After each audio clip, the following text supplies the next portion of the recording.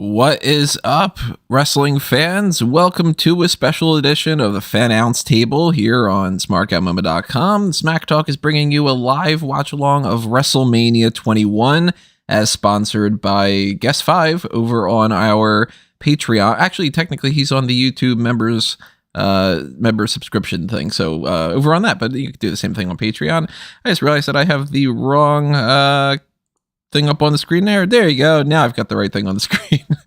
Switching this over. With technical difficulties, having problems with OBS and everything here. Before we get started, though, I am your host, as always, Tony Mango. Joining me, as always, at least for right now, is Robert D. Felice. We don't know if anybody else is going to be joining, but Rob's here. What's up, Rob? I'm always here, Tony. How you doing? How you excited for WrestleMania 21? I'm excited. I'm stressed out now since I've been dealing with these little problems. I couldn't get the time code working, and I wanted to make sure that anybody at any point could hop in here and they could just go, oh, okay, they're at this time, and they'll sync up and everything. But now I think I've gotten it, at the very least. I guess we'll see when it comes down to it.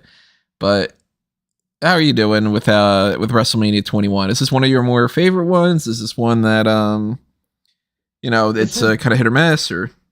This is one that I think it really speaks to my fandom. Like, I was 12 at this point, so you're in that sweet spot of, like, even if you aren't aware that it's not the peak of wrestling, it's your peak because you're 12 years old. You know? So I think that's what I think of when I think of this show. And it's got some damn good matches on it, too. I don't even remember what some of the matches are on this card. When I wrote up the thing, it was, weeks ago. And, a day can turn into a week in my brain. But I know the main event, at the very least. And I know the sub-main event. This is the one where we crown Batista and Cena. And I think that's pretty cool, especially, like, in retrospect, right? Like, that's really cool. This is where everything with Cena starts. Yeah, so it's got at least those two major matches. Funny how you can have two WWE world title matches on a WrestleMania card, and you don't have to put it all in one and then unify them. This is back when they were doing things right. See, if they were going to merge the belts here, I would say no.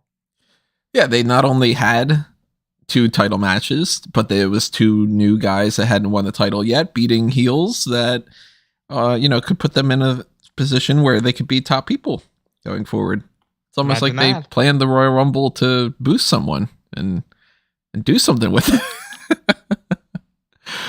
Well, I guess that's kind of some of the preliminary stuff out of the way here. We, of course, are going to have this running for the entirety of the pay-per-view. And you can see on the time code on the screen, if it's working right, and I think that it is, we're all at all zeros right now because we are starting off at the very beginning. So there's no all right, jump in at this point kind of deal. The Peacock feed is what we're going to be watching this on because that's the only way that you can watch it in the United States without just putting on a DVD or something. But you might want to put it on DVD. You might want to put something else on. I don't know. Maybe you're using the WWE Network proper, the one that's in like the UK and such. You jerks. Yeah. Envious. If that is the case, though, there's probably some slight adjustments to what we're at and what that other thing could be. We've noticed before when we've done this with Callum that he's been anywhere from 20 to a minute off, not 20 minutes, 20 seconds.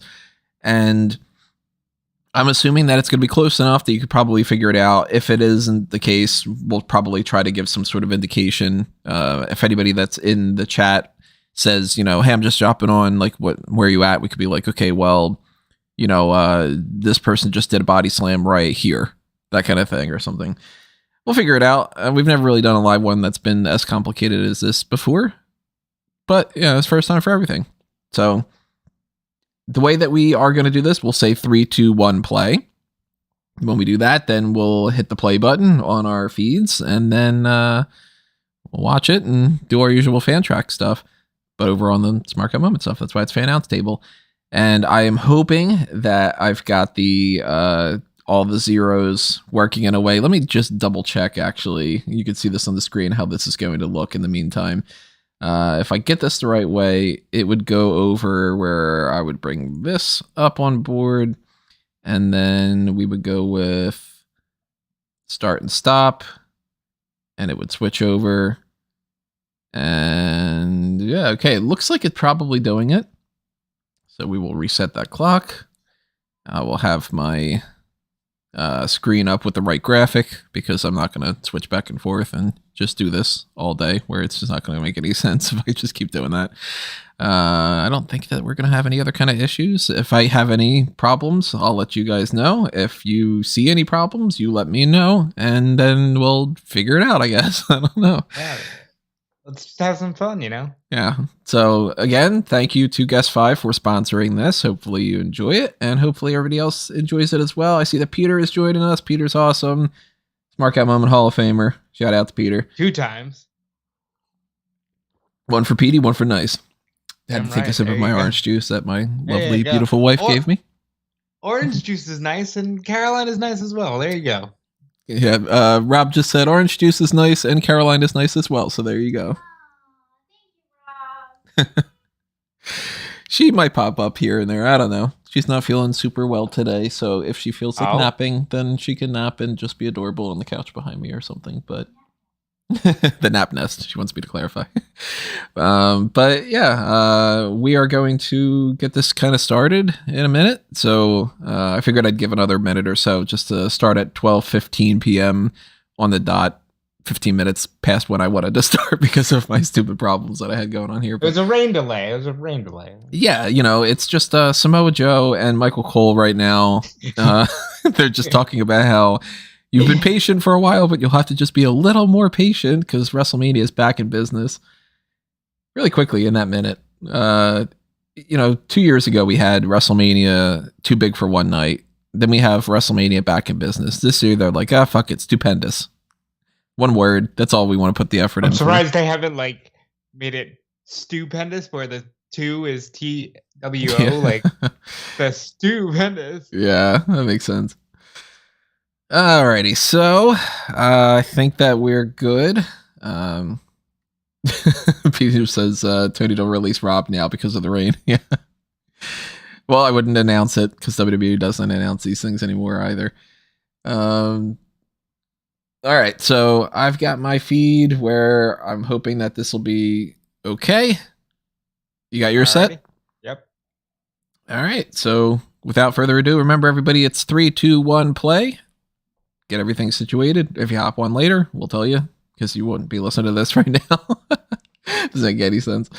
But we're going to get started. 3, 2, 1, play. Ladies and gentlemen, here to sing America the Beautiful. Who do we have? Oh, it's just Lillian. This is back when WrestleMania was literally just a wrestling show. You're going to see Akebono on this card, but that's the extent of it. It's just Lillian. They're just in the Staples Center. Also, Nothing, it's 2005. There's a war going on.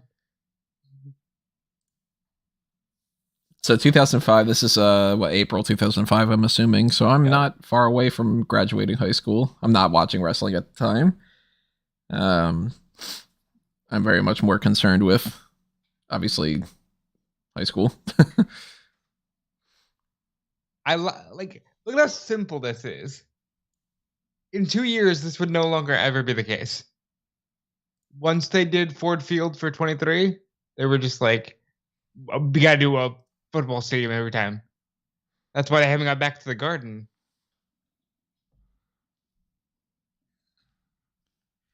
If you hear any noise, I am eating the French toast that Caroline had made me. How is it? French toast is my favorite of the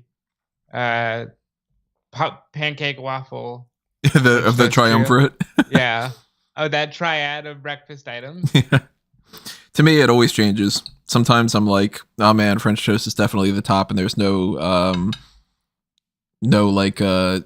close second. Sometimes I'm like, I can fuck up a waffle right now, I love waffles. It's been a while since I had a good waffle.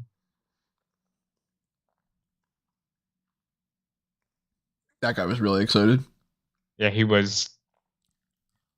It's just like, fuck yeah, America.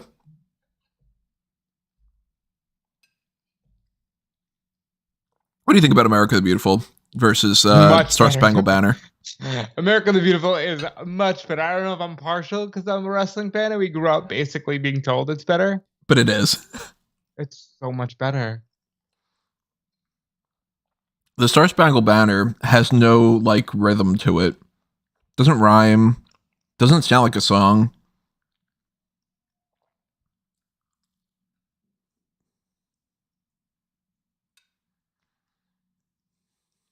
Cena being uber babyface Cena. I didn't realize that was Cena. He could have. I thought that was Orton. At this point in time, I guess they're still kind of interchangeable with the way they look. Back then, They you had could the chant. they had to show that super happy guy again.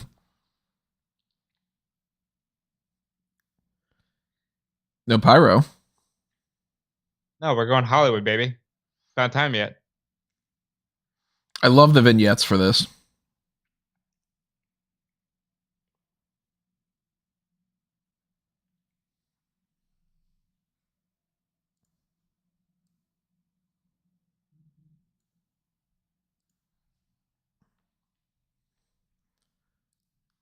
Christy Hemme for that. It's a good role. Kurt Angle was Billy Crystal in that role. And of course, Eugene with Forrest Gump. Like,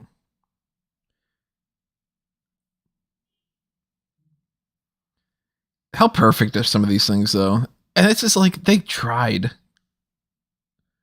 They put in the effort. I would love to see something like this nowadays.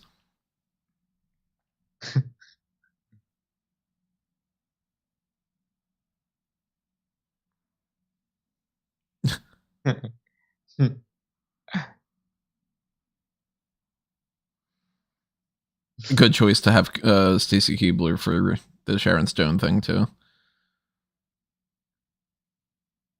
Taker for Dirty Harry, yeah. Dirty Harry is perfect. Him for Hunter for Braveheart. Yeah, Hunter for Braveheart makes a lot of sense. Booker T in Pulp Fiction. Like, it's just good. God, I want more of this shit. Why don't they do more things like this? If they want to make such a big deal over, oh, we make movies and whatever, they could do this every year practically. And next year, when they're going to be in Hollywood again, they fucking better do it. Of course, they might not have anybody on the roster to be able to do it with. So I was going to say it's this year because it was supposed to be, but no, it's not.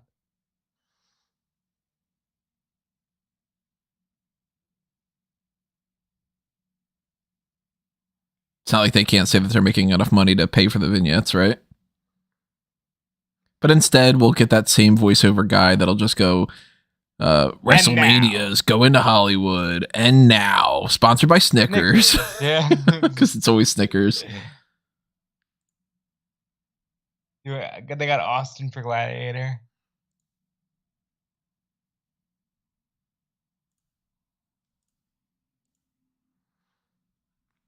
Now, I don't mind if they do something more intricate like this and they're wasting time at a pay-per-view. I just don't like when they spend the first 10 minutes of the pay-per-view and it's literally just a worthless, hey, it's WrestleMania. Remember, it's WrestleMania. These are the matches at WrestleMania. Hey, it's WrestleMania. Like they did the past 2 years where we're going to do the pirate thing. And it's just, Seth Rollins is here. R.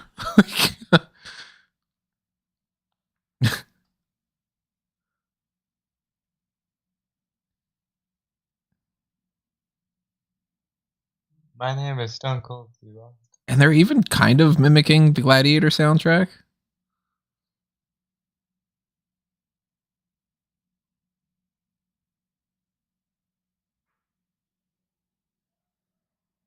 Austin relatively looks the same. Yeah. It's been 17 years. At this point, he's only 2 years removed. He looks great.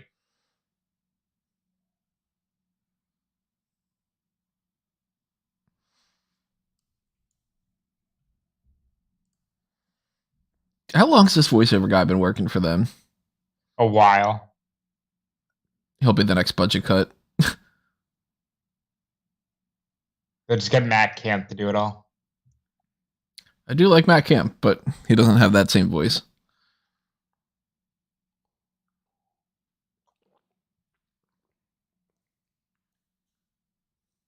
Very generic music. I'm pretty sure they whatever the song was. Yeah, they just replaced it. That sucks that they can't just get the regular things, you know? Flair Fierce Foley. Wow, they would play on that in a year and a half. Japanese Jeep. Japanese what? Japanese Jeep, I think is what it said. I know I'm sexy. I love that King has a more regal crown, even though he's not gonna wear it. Yeah, King hasn't worn a crown in God knows how many years. They just cut him, didn't they? Yep. What about Savinovich? Vinovich has been gone for a while. Thought so. Cole still got the facial hair a little bit. They look relatively the same, except Taz has gotten a little more gray. And he's gotten better on the commentary team since he's the best part of Dark. Well, he's the best part of Dark because he laughs at shit and yeah. Yeah, he's just doing whatever he wants. Sings Jungle Boy's theme.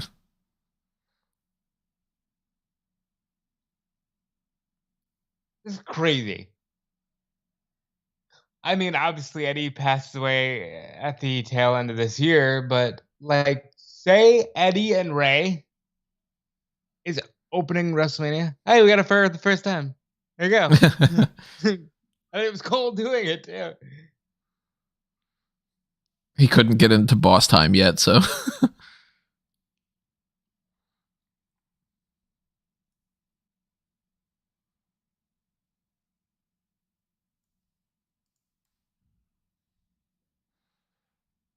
King Kong sign. He lies, he cheats, he stole my heart. Aw. That was Sasha.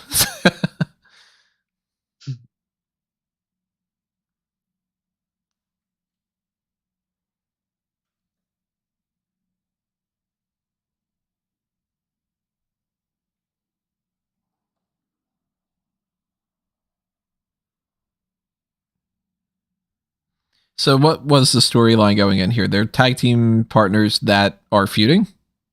They're not even feuding. He's just like, hey, we put on good matches and we got nothing else going on, so let me see if I can beat you this time.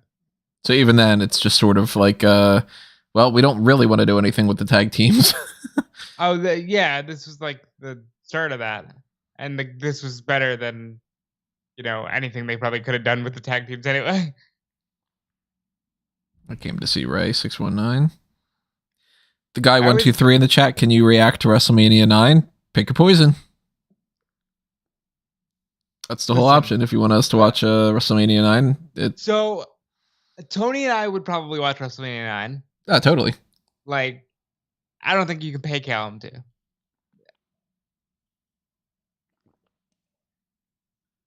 Who's that company? I never liked this because Ray wrestles with a shirt for some reason. Remember he had that little bit of time where he was wearing that weird sleeveless vest? Yeah.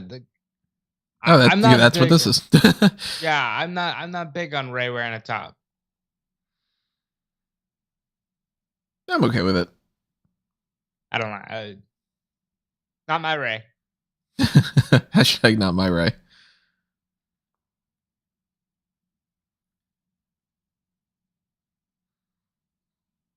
Ray recently said that he only wears his gear once. Yeah. Amazing. So it's like, God, the amount of times that how much does he just churn out ring gear? Just get somebody that, hey, can give me 365 copies of things. I imagine that he's he means for specific special events. Like this, he probably only wore once. The gear he wore at the next WrestleMania where he won the belt, he only wore once. But every random Raw, I can't imagine he's I'm only wearing that once. Fuck off. If he is, he's definitely specifically paying somebody's college fund. I love the idea of everything they put on this show. You've got this match. We got Undertaker, Randy Orton later in the show. We got Michaels and Angle. You know, I mean, like, it's amazing stuff, man. Peter's asking, did the Dominic match happen yet?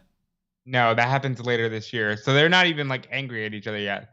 Once Eddie realizes he just can't beat him, then it becomes a legit okay, feud. I'm gonna tell your son that I gave this sperm. Like, okay. When Ray and Dominic eventually feud, which you got to assume the only reason why it wouldn't happen is because WWE just dawdles and then it just doesn't happen the way that they do with everything else. Yeah. But when they eventually feud, there has to be a line in there from Dominic that says, I wish I really was Eddie's son. Or maybe I should change my last name to Guerrero. Yeah, Dominic Guerrero. That would be when you should get somebody like a Vicky back, you know? But of course, she's with AEW, just hanging around Nyla Rose.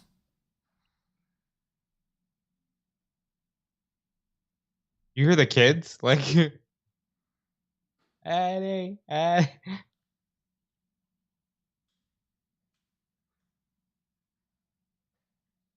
Eddie Guerrero, for the most part, has the same haircut that I used to have. Which, my wife always talks about how she doesn't like when I had it spiked before. But it looks so much better now, right? Well, she's enjoying it. She married you twice. She's been gushing over my current haircut. But I'm like, looking at Eddie Guerrero's, and I'm like, I liked that hair. Like, I think I should get it cut. Like, much better than Jimmy Corderas. Yeah. Or Jimmy Corderas.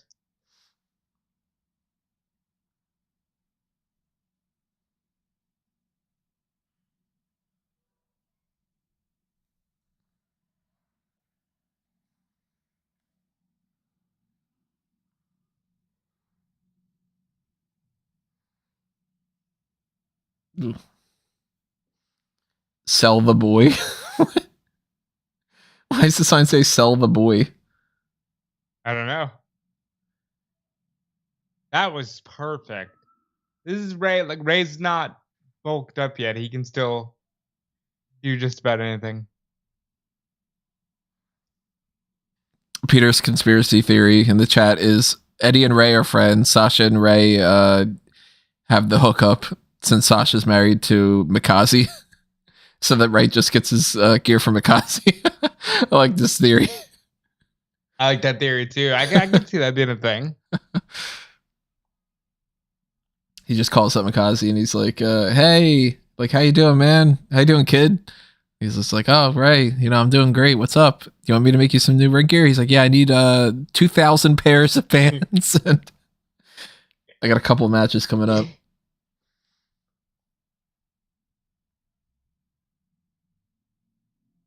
I mean, how many more designs can you do, too? That's the other thing.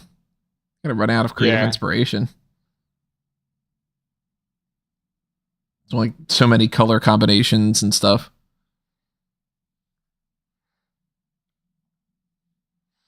One, two, three in the chat says, I think Chris Benoit was the better wrestler than Eddie Guerrero, but Eddie has the better gimmick. Well, Benoit I can see that. Gimmick. Like, yeah, I mean, he pretty much, his gimmick was just, I'm a wrestler. I will wrestle you now. Like, yeah, and I will be angry. And that's about it. He had such a good theme. It's a shame that they can't just like repurpose that and give that to someone else. Yeah.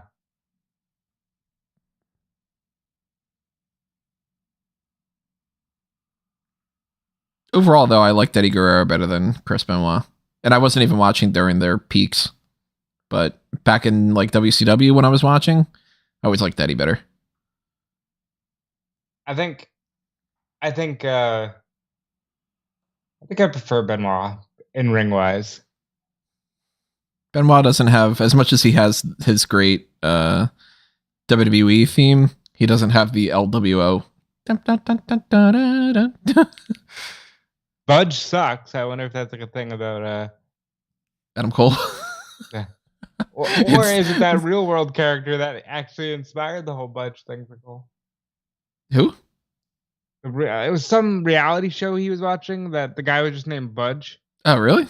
Yeah. And he's like, call me Budge. That's stupid. Like,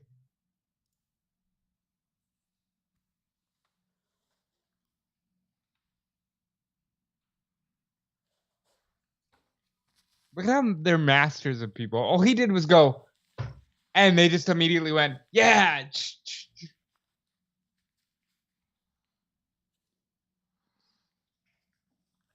Hammerlock. They're like calling the match, which is weird.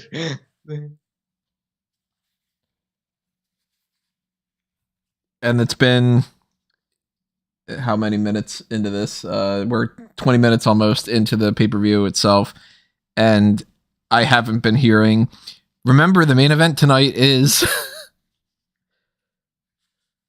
Whereas nowadays, it's like, welcome to WrestleMania, everybody. These are the two matches that we care about. And then when you're watching the matches that aren't that, like, we'll get, like, you know, say Damian Priest's United States title match, and it'll be like, Damian Priest, with a great clothesline there. Remember, everybody, Brock Lesnar fights in. It's like, fuck you. I hate that shit so much. Oh, yeah, they're calling it the big. We did the hot tags before SmackDown. And then we would have belabored this point, but they're calling it the biggest match in WrestleMania history. Mm-hmm. What are you doing? Like,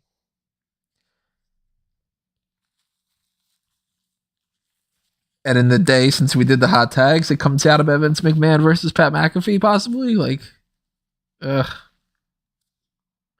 Yeah, we'll have more to say about that next week after the appearance. Yeah. Not at all looking forward to that. Vince on McAfee's show, yeah, but I don't want to see a match between a 76-year-old Vince McMahon and Pat McAfee.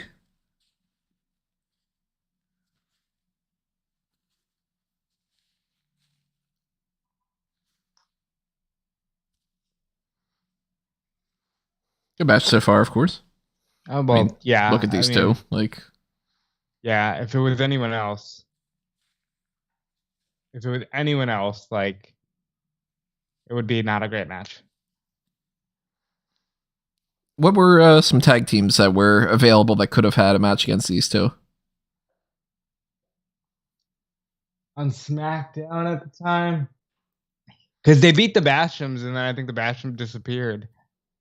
They would lose it to Eminem after this, but Eminem isn't there yet. There might have just been, like, literally no tag teams. So, like, the women's tag team division right now, where they just go, Banks and Naomi, they're a team, they're fighting a Mania. Which a lot of people are going to love. But I think, like, Sasha deserves a little bit more special something. There's a sign that says, hi, Kel. Wonder if he loves orange soda. I think he do. Ooh.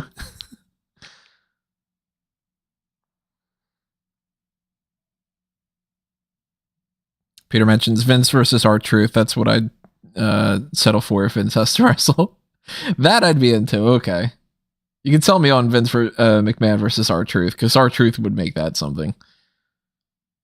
Not to shit on McAfee. McAfee was great in his match, but that was a different type of dynamic, you know? It was also Adam Cole. 7 other people involved in the match and stuff. Well, no, he did the one-on-one pretty well. Oh, that's right, yeah. What am I thinking of? I'm jumping straight to War Games. Yeah, it's Adam Cole. That's a different story than Vince. Vince 20 years ago still wasn't Adam Cole.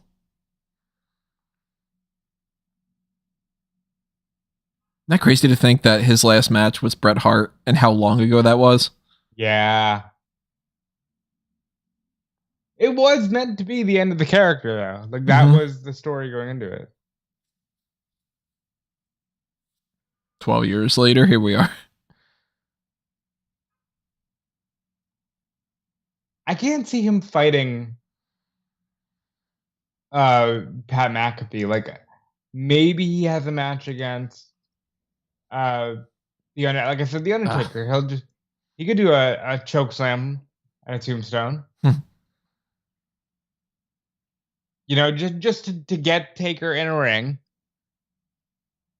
And for Vince to be able to go, I want his last match. Ha ha ha. Like that, I could see that match.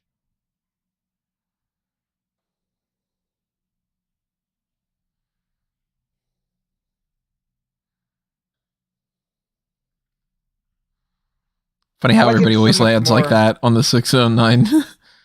Yeah, but I like it when Ray actually does the drop toe hold and not like, Right. Yeah. oh my God, I am somehow falling in the middle row. Yeah. If he kicks them, like that drop kick from behind and they land on there, or if he does the drop toe hold, perfectly fine. But if somebody just gets like an enziguri and they just stumble around the ring and then happen to land exactly where they need to land for the 619, that's always God, that was ridiculous. perfect.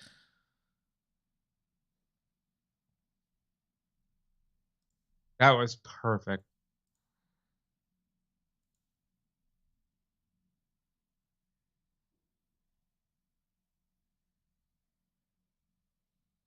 Damn, they're feeling Eddie.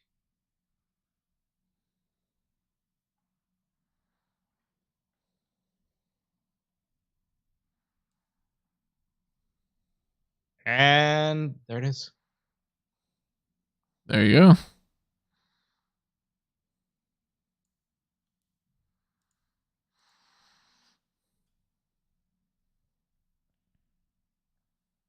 Good opening match just to whet everybody's appetite. Yeah.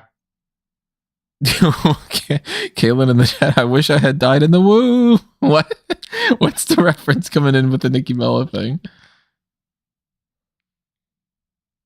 Dominic could say he wish he died in the. Kaylin, if you're free, hop on Skype. Yeah. Not sure if you're working or not. Just kind of.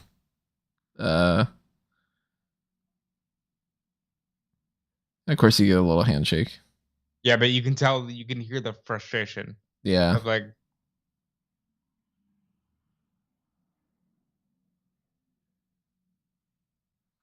And that's a good enough story to be like, you know, hey, we're friends, but hey, am I the better part of the tag team? Now we're going to cause some issues. Eventually, we're going to lose the tag titles, and then it's going to be a full blown feud. That's a good way of doing it.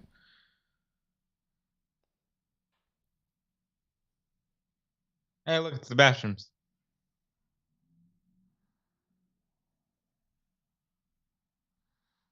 Get your 2 world champions.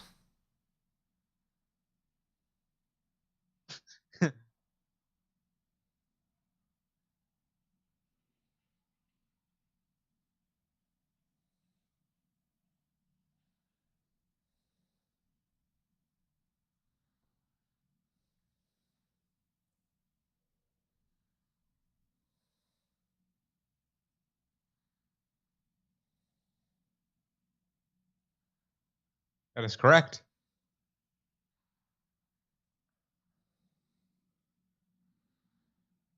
What do you mean that's correct about? He's only been champion once, so he's never lost. That's true.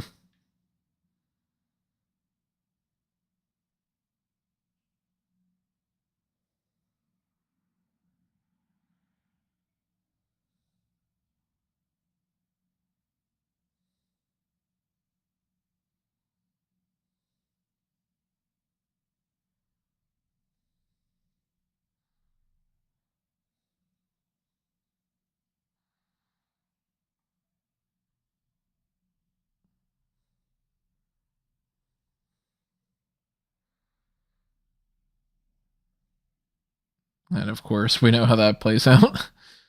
Neither one of them. Cool little segment, though. These were like the best parts of WrestleMania.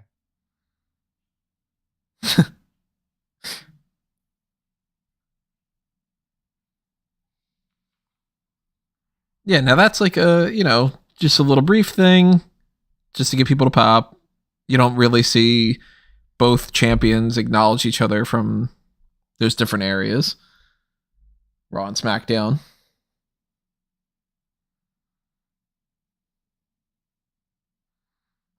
Now we get Money in the Bank. Now this is a match I have seen. Boy, we are not slowing down.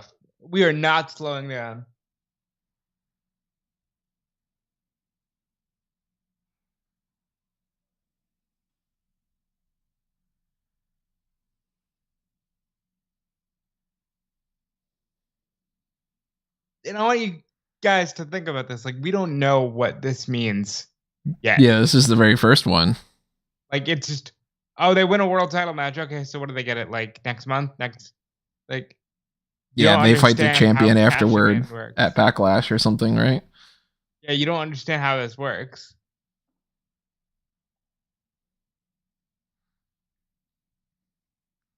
When I think Jericho, I think this type of Jericho, kind of. I just think Y2J. This is one of my favorite looks for him because he's got the scruff going on. It's a different look for him, but it's still very Y2J. Great theme.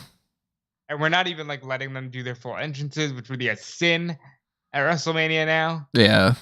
Now that I will say is better now. I do think that the entrances are a bigger deal and it's something that's more fun. I'll sacrifice a few minutes off the actual like total card to get better entrances. I just don't want to see black eye, and I don't know where that's from, but like, yeah. I just don't want to see 5 minutes dedicated to Titus O'Neil and Hulk Hogan dressed up as pirates bullshitting and forgetting their lines, you know? Imagine Edge cashing in on Benoit at WrestleMania 20 in the chat.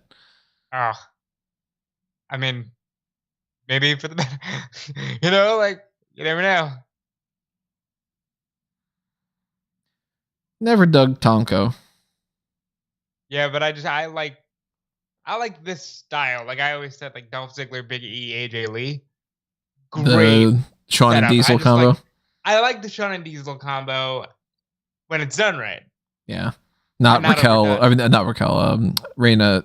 Oh, God, I keep saying the wrong person. Rhea Ripley. And Nikki ASH. Right. For some reason, I used both of Raquel Gonzalez's names before Rhea Ripley. And this is so good, too. It's like every great athlete we can think of for a ladder match. Yeah. And we'd never seen a 6-person ladder. What the hell is this? Like, what are they even going to do? For anyone who might be dropping in right now, because I see we're getting some more people in the chat, Edge just popped out of the smoke for me. For the Money in the Bank match. So where I'm at 29.53. So the Edge's, maybe I'll do something based off of the next like time that the person's graphic pops up or something. You're about to see Kane enter the ring soon, and the ladders are going to go on fire. So that was Pyro. And Kane's name is going to pop up on the screen. That's so cool. Right.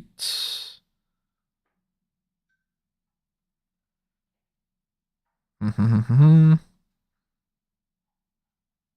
not sure he gets the nameplate because I think he's going to start punching people. Okay.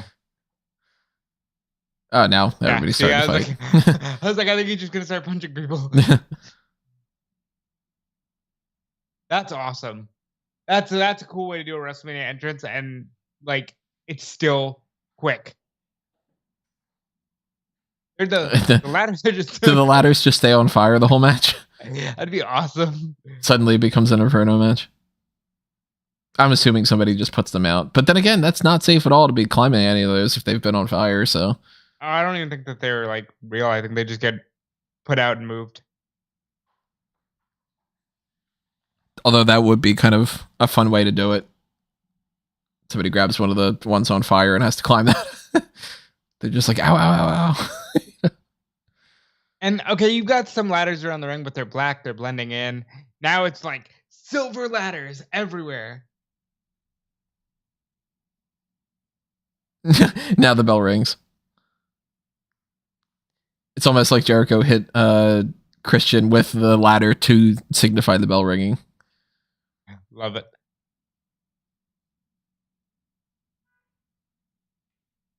Yeah, a lot of people say that they wish that Money in the Bank was at WrestleMania still. I'm one of them. I still think that it's better as a pay-per-view, but I can see why people think the opposite. I think it's better at a WrestleMania because Well, not anymore, because now you gotta do 2 of them. But, like, I think it's better at WrestleMania, because that's a WrestleMania moment for someone. Even if their cash-in sucks, they get a WrestleMania moment. See, I like the Andre. I just wish that they did something with it. But they don't. At least you know Money in the Bank, they're gonna try to do something.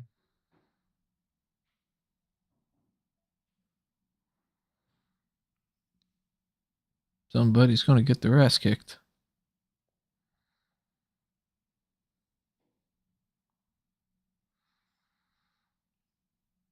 Benjamin's so good.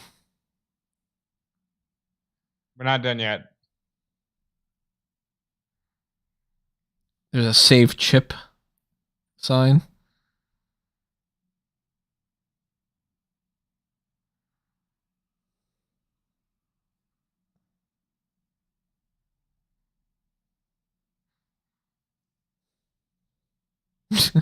Taking out every breathing man in sight. Imagine Kane's just walking through the crowd, just chopping people and stuff.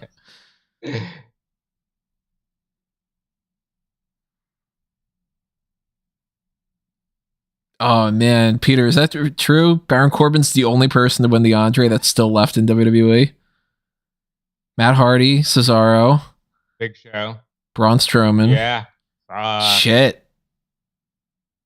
Well, last year technically, Uso won. Thankfully, because that makes it not true. But Baron is the only one to win it at Mania, yeah. Oh, that's right. They did do that.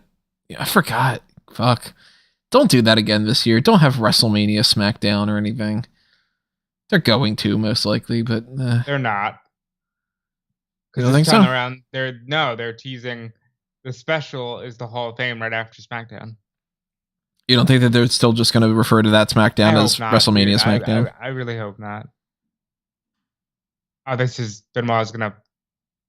I thought he was going to come behind and throw the ladder over. All right, he is. Okay.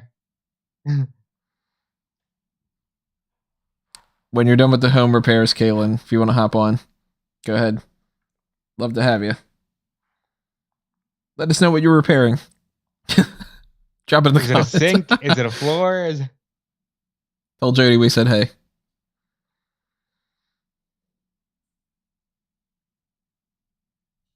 So dangerous flipping that ladder like that. Was it Lesnar that had chucked like a chair or something that bounced into the crowd? Oh no, it was a car door, right? Yeah. He like ripped a car door off and then threw it and ended up like part of it getting into the crowd. That's cool. And in typical WWE fashion, I'm pretty sure that they did something like they gave the guy like a t-shirt and he was just like, okay, it's cool. Oh, Jesus Christ. I don't even like standing on step stools.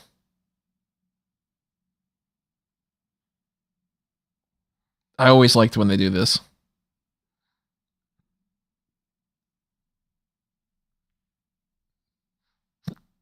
There's always a really good sound that goes along with it, and even better if they do it with somebody's leg, because then it's like, okay, it makes sense. You know, you don't want the guy to be able to climb, so you injure their leg. At this point, Edge and Christian, they barely interact. A cun ladder too.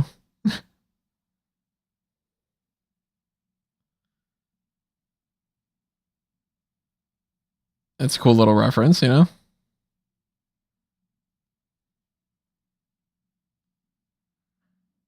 A ladder to it. Mid-air, Shelton's like, yeah, I think I'm going to go this way instead.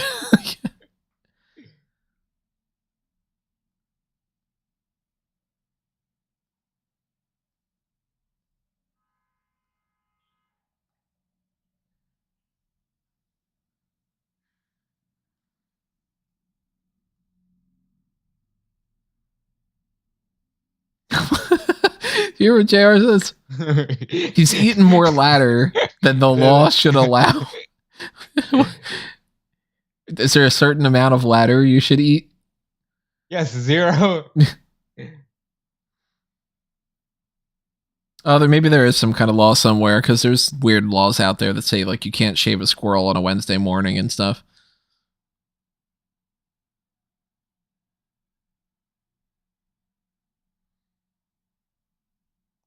Edge always does a good job of selling the oh fuck kind of thing. Good match. Good times. It sucks that they don't put dark matches on these. You got the content, you filmed it. Put it there, you know?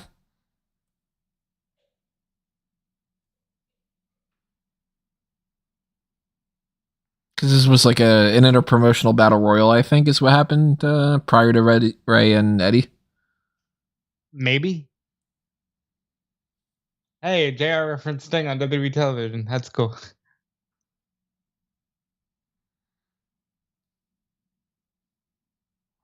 So Sting is in TNA at this point, right? I'm not sure he is yet, actually. I think it might be another year until he's actually back full time. Because he did something in 2002 or 2003, and then he went away again for a handful of years. Yeah, it's a shame he didn't just go to WWE. It's their own fault. It's back when guys used to take themselves seriously, and Sting was like, no, you crapped on Booker T, and he was one of the best guys we had. You just had to make a joke about how you don't even know who he is.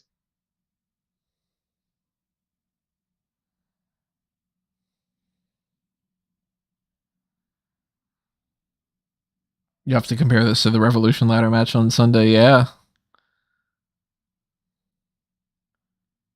Except that here, there's no precedent. You know, like that's what I love about this match. There was no precedent for this. And of course, Callum, if you're free. We didn't expect that you were, but if you are, come hang out. Yeah, I mean, more the merrier.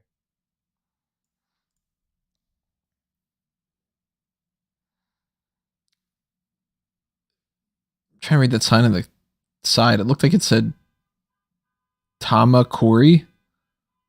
Tamacorey.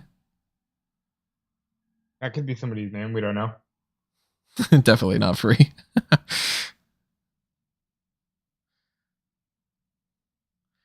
Now, the T-Bone was not a move that I really thought suited Shelton Benjamin as a finisher. I think a big guy has to do something like that for it to look like it's impactful enough.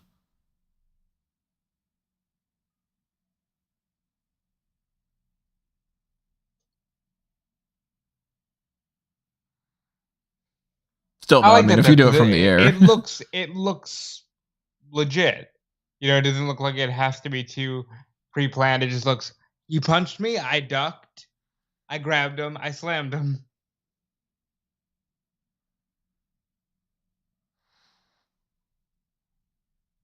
And like, look at that. Look at what? The ladder, leaning on the other ladder. Yeah.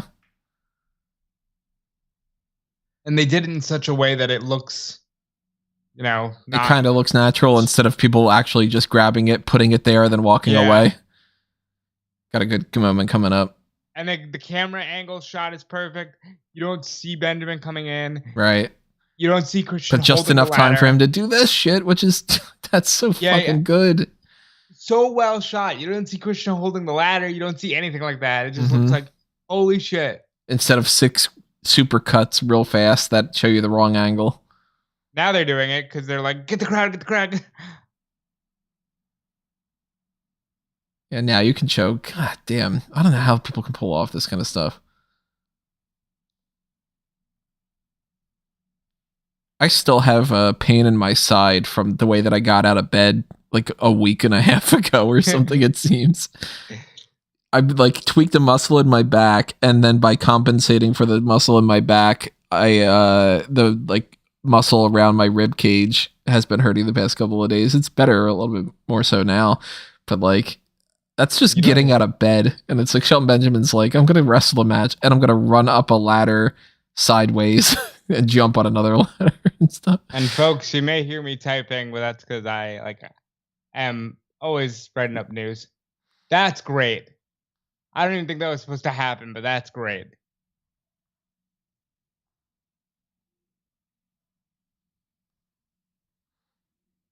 And yeah, if you have a bodyguard, Use this is them. what you do.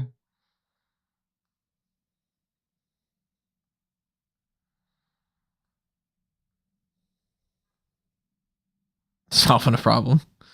That's great. He's the problem solver.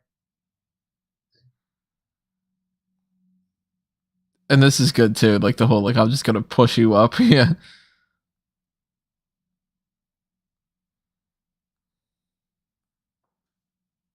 Tomko jumps up before he's getting the clothesline.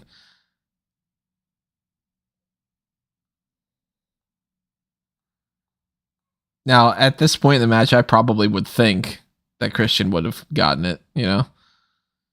Yeah. That was the good thing about this match. Anyone could win.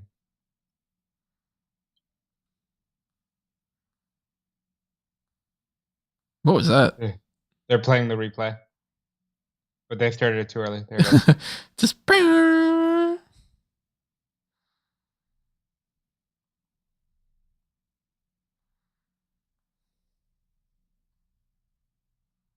Jericho's just slipping. I love that though. Like, again, natural. Here is a reminder.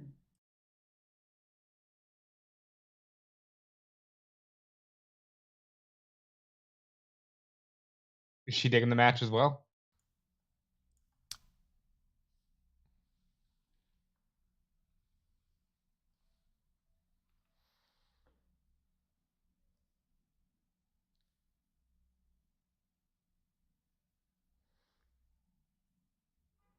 Absolute human carnage.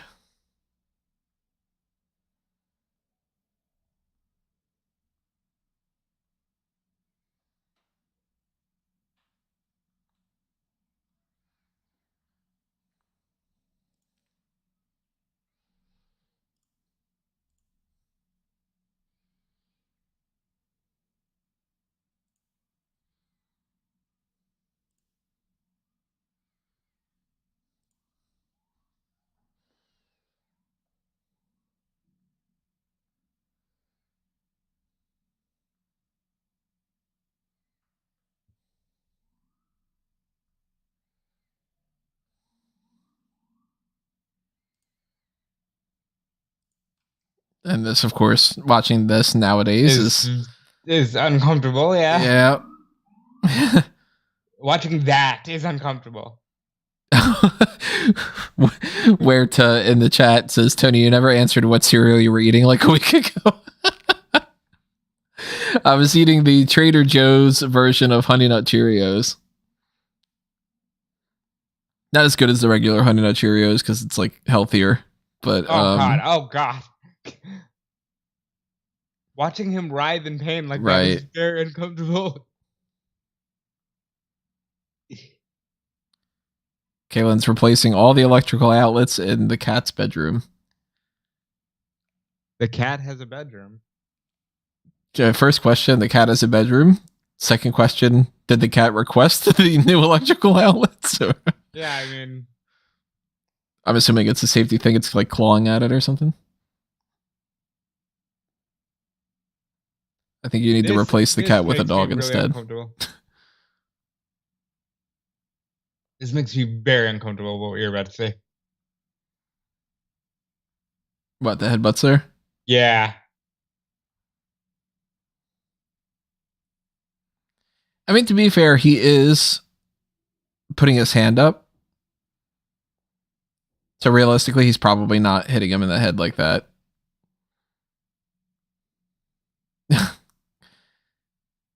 I remember hearing this, like, just crowd booing. I love that because Edge, they sold the shoulder, he hit the shoulder. Everybody here is still doing their job very well.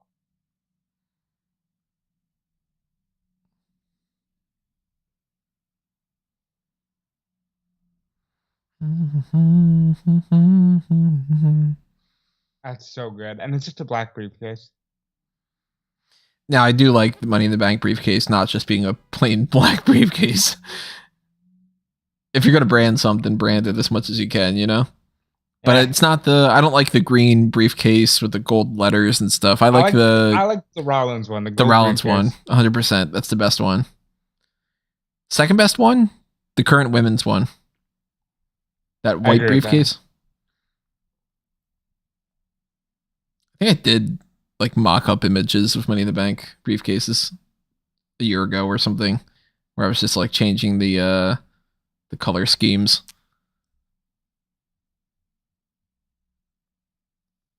Hell of a match, though.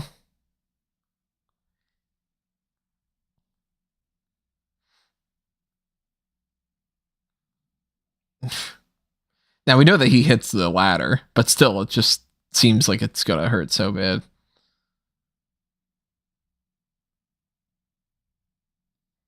And he would go on to feud with Benoit. And he's selling it like, oh, that was a weird cut.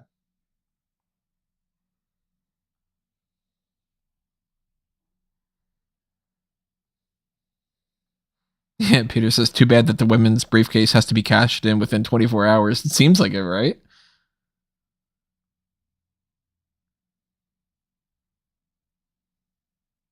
Here we get Eugene. Something that they would not do anymore. The music's late.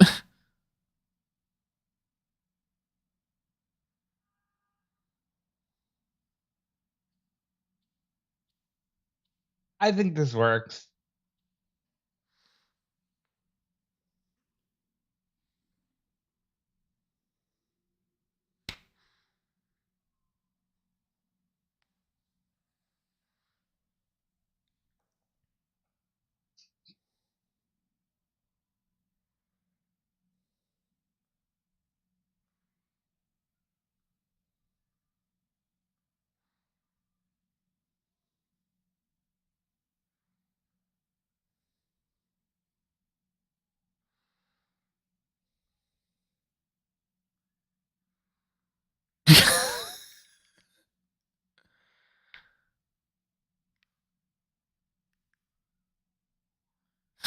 Midget army.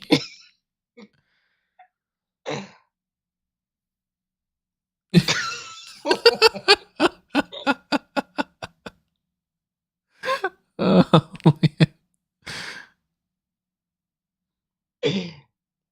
and also something they wouldn't do.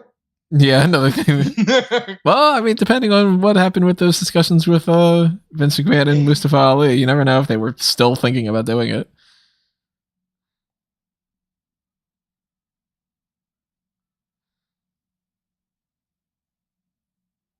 Where it just says cat's bedroom is a shared room.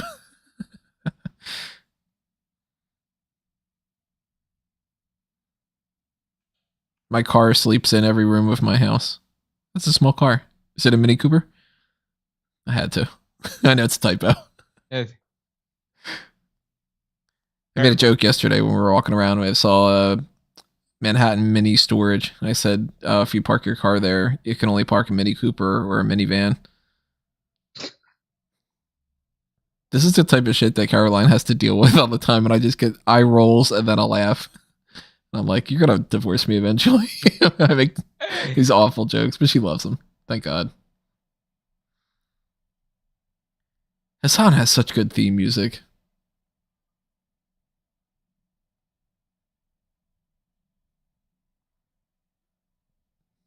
F.A. Morrow? Jeff Morrow? Jeef? I don't know. My name is Jeef. Name Jeef.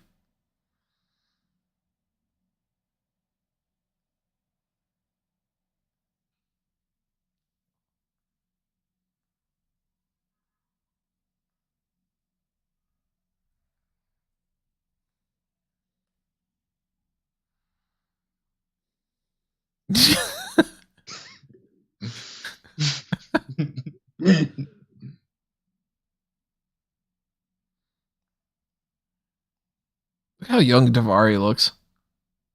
He's like 22 here. Yeah.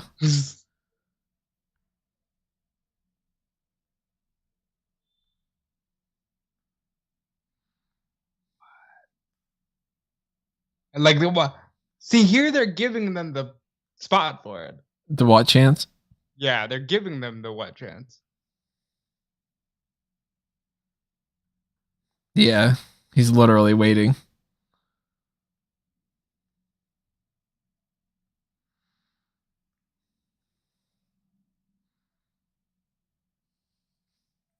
Peter asks, "Do you think Ali's going to get released or ride out 2.5 years?" They'll release him. They'll get tired of it.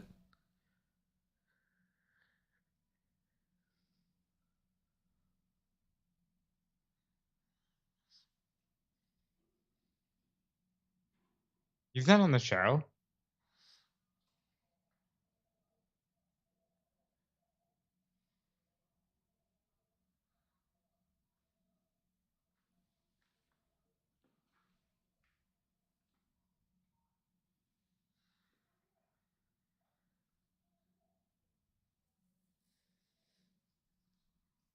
Okay, Dr. Seuss.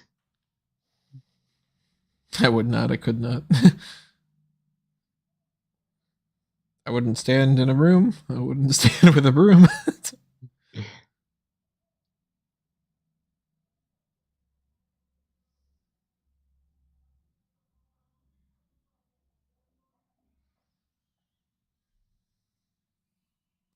Big pop coming up.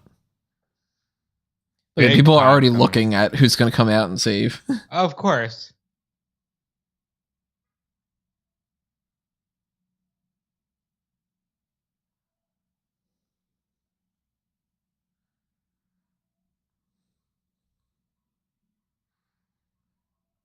Send him out. Like, Jesus. My God.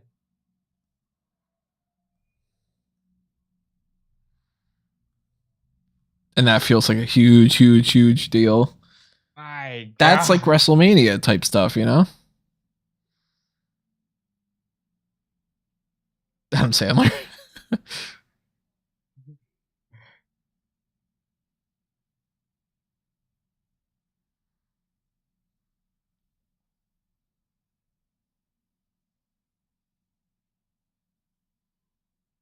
Still wearing the sunglasses. Yeah.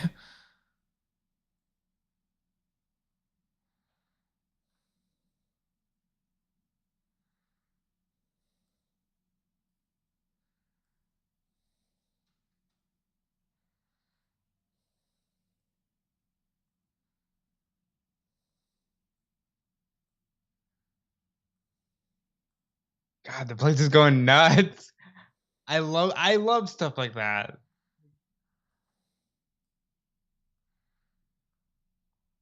Big boot coming up for anyone else to sink in there. He's not doing leg drop. I don't blame him.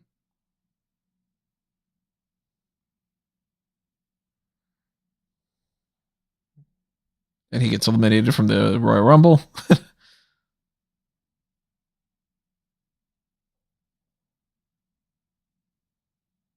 No sells a chair shot to the back. Give them what they want. Yeah.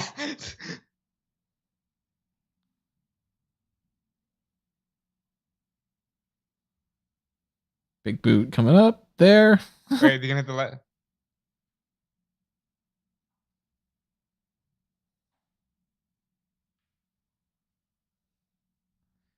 You gotta eliminate him from the Royal Rumble. Rip the shirt.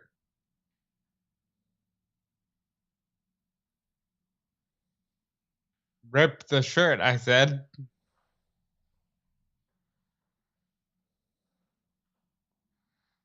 And there's the rip. There it is. Oh, God.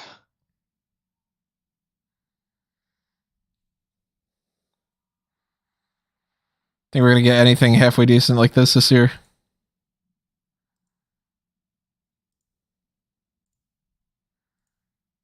Like this? Like Hogan? Like a legend coming back, having an actual big pop and a good moment instead of something that just feels like that it just doesn't work. Oh, like where it's a flop? Yeah, I could see Hogan being that. I think Hogan can still clothesline somebody and throw him over the top rope. Listen, if Vince is gonna get in the ring, I see no reason that he can't at least clothesline somebody. I just don't think anybody would care because like Hogan, the perception of Hogan is now awful.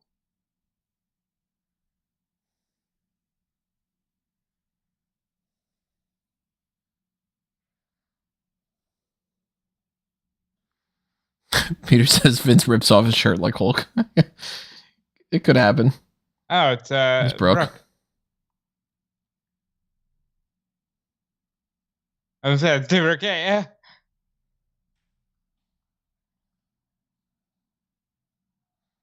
Curious why Brooke never ended up doing more.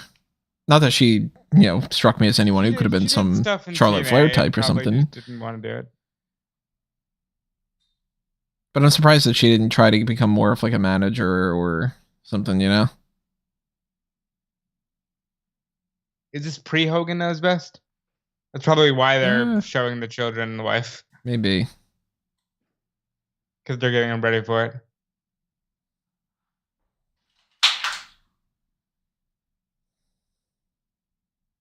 Jeez.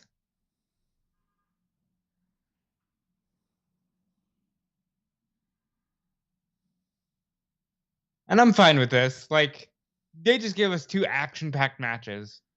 You know?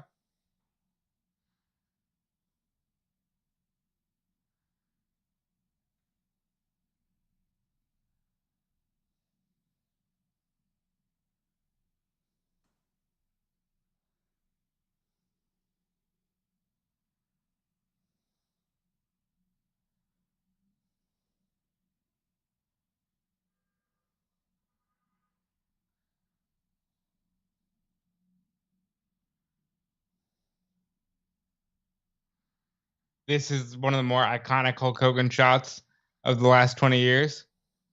This particular one on the stage? Yep. Yep, there you go.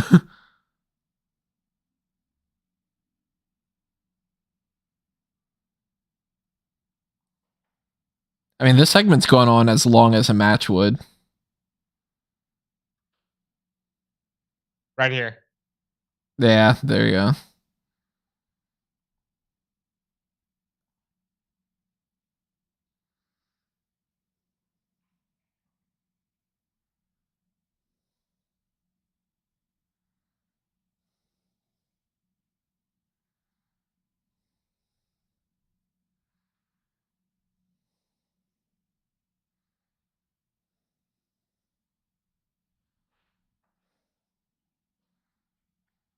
American. Damn. That's my favorite part of the song. Tony, this is the 3rd match on the card. This has been nothing but like high spot after high spot after high spot. It's almost like it feels like Mania.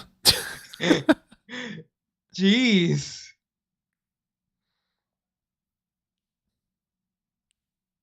But when you told me the runtime for this, I'm like, really? Because I knew it was major matches. Kalen's asking in the chat, what was better, your cereal this afternoon? I didn't eat cereal this afternoon. Or the donuts from last night. So the donuts he's referring to, there aren't donuts actually. They were cupcakes. They were like little penis and vagina cupcakes. Caroline found a place in New York here called Kinkies. Is that the name of it, sweetie? Yeah.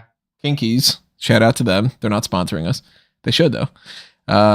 And they specialize in, you go in and you order, well, we had gotten, these are waffles, and you order, do you want a dick or a vag? A vajayjay, or with forget how they refer to it. That's how they Dicky, but I just call it the dick one. Yeah, the dick one and the pussy one, whatever. And all their stuff are like, the cupcakes look like boobs and whatnot. The benches. Either way, it's a mouthful. I think we can all agree. Yeah, it's a mouthful. Fun spots to find here and there.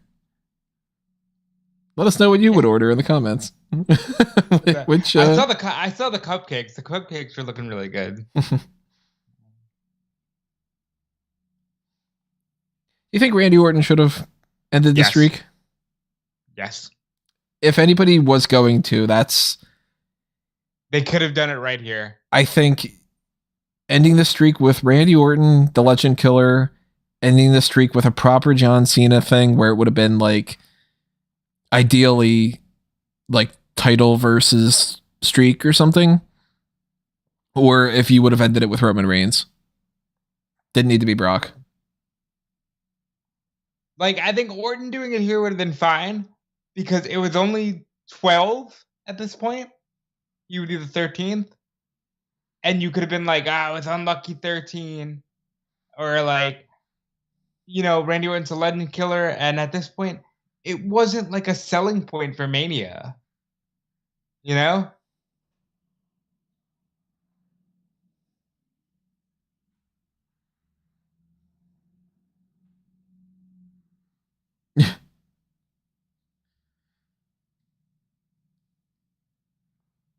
No.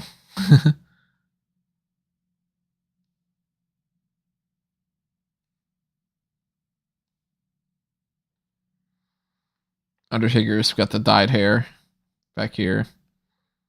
Right, because he's still like not fully, removed from the American Badass.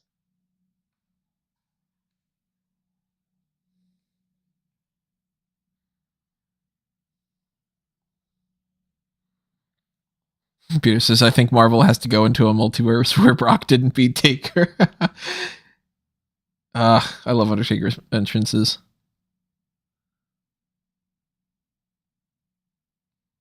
And this song, too.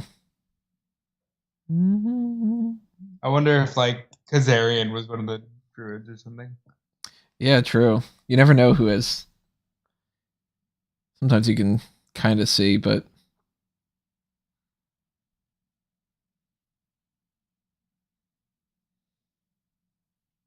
I have this song, by the way.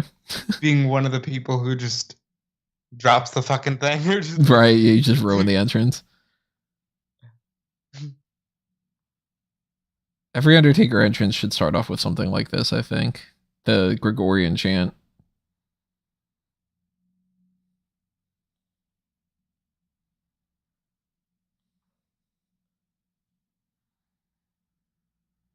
Or you accidentally put yours a little too close and it sets one of the ring ropes on fire. Yeah, it's just like...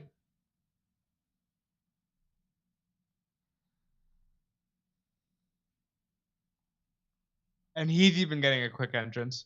He glides to the ring, for God's sake. Where it says, had Taker's streak not ended, how and when should he have retired? He should have retired 10 years ago with the Triple H match.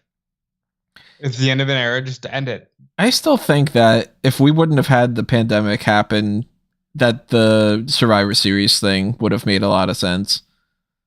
It just sucks that it wasn't in front of anybody. But they could have avoided that. They didn't need to do that. But it was then. It was the 30 years, But it sucks that it's just, That is cool to be like gliding to the ring like that with the smoke, and you can't really see that he's not.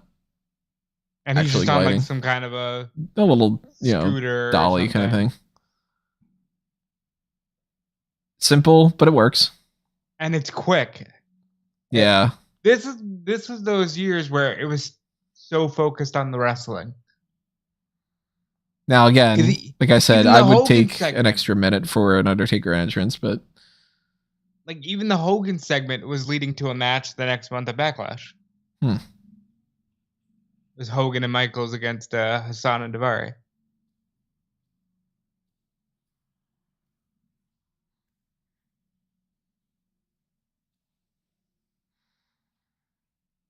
I think they made a mistake by not having Orton come out first. And I have like the fear on his face of, true. Oh shit, what did I get myself into?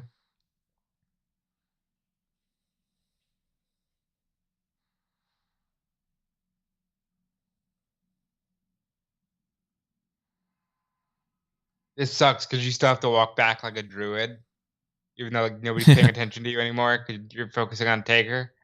You still can't fuck it up. You got to do your 1 step, 2 step, 3 step kind of thing.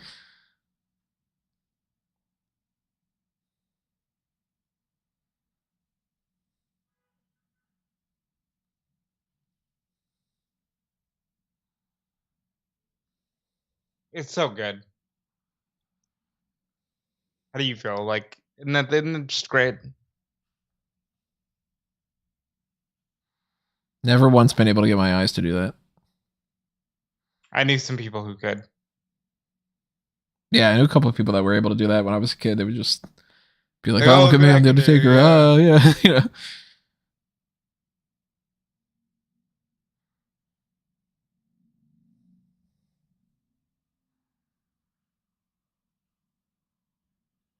Think he requested specifically the referee? He could have. Randy is a baby here. He's got his old theme. He's got no tattoos practically compared to what he has now. Yeah. No pyro. Oh, there you go.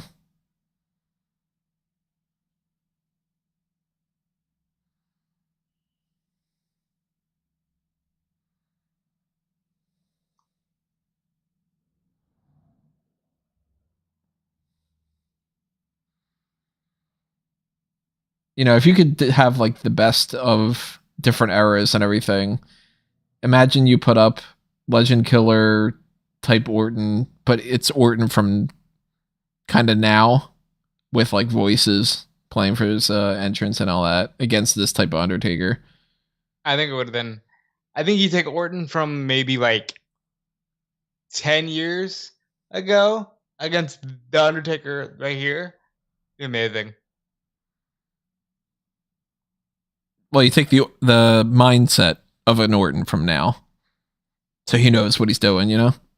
Yeah.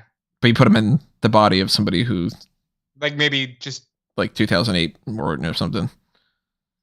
it'd be great.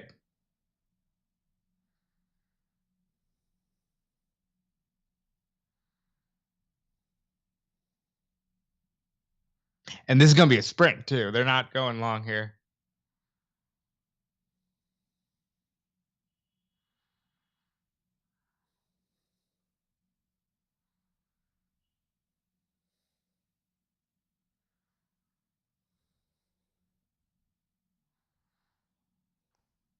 Think anybody's going to beat that youngest world champion thing? It was 24, right? Somebody will get it. Austin Theory? Maybe. I don't think it will be. I think Orton's in too good of a spot. If they would have had a bad falling out, then maybe they would have been like, okay, we're going to go with somebody else, you know? Go Cody or something. When Cody was younger. Taker at one point was the youngest champion in history when he won it in 91. Different universe, Velveteen Dream could have been. Yeah. Much different universe. How old is Austin Theory? I don't know offhand. I know he's young, but I'm not sure if he's younger than that. He might not. He might be past the. He's 24 now, actually. Yeah, 24 now. So there goes that, I guess. Well, no, if he's 24 in like 7 months or whatever, they can still finagle it. You know how they do. Randy Orton was 24 years, 6 months, and 5 days, and Austin Theory is 24 years, 6 months, and 3 days. Right, yeah. But I guess if they got around it, if he won the championship that Brock won, they could always say youngest WWE champion. Of course, if they merge the belts, then they can't. It's true. Muerta says, so what is Cody doing on the first day back? Rebuilding the throne with super glue?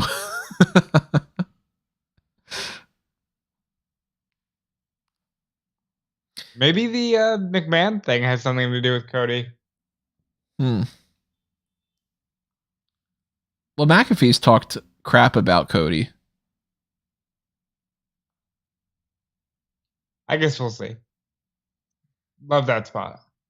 So if he talked about Cody in like a positive sense, then I could see maybe like McAfee and Cody against Theory and McMahon.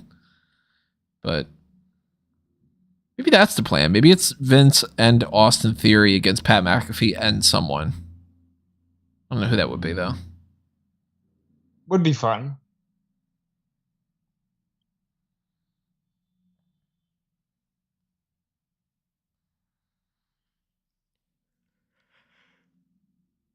That was not the way that it should have been.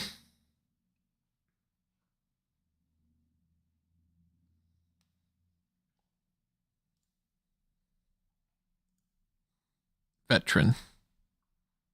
Drew's a fan of the veteran. Anyone who gets that joke.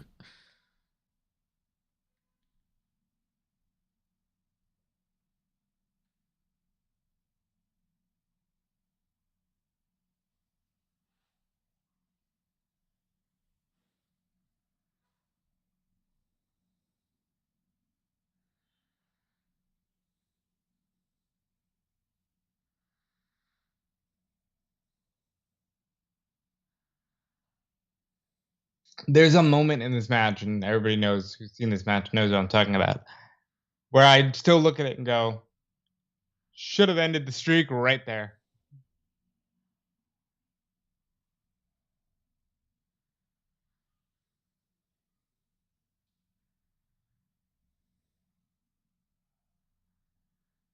I haven't watched the Untold with Randy, where Randy like talks about missing the rehearsal for this, and he says he let his father down and stuff like that.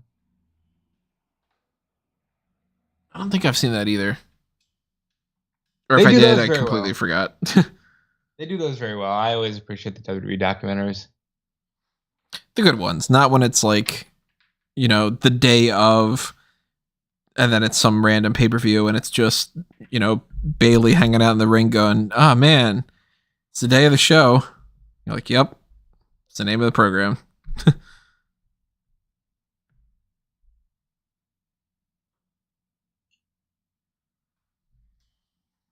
I hope they start filming more content now that, you know, the world is about as normal as it's going to get for the next few years. I don't think it's a matter of COVID. I think it it's- was. I think it's the Peacock thing. To be clear, I think it was, and then I think COVID showed them, oh, we don't need to do this.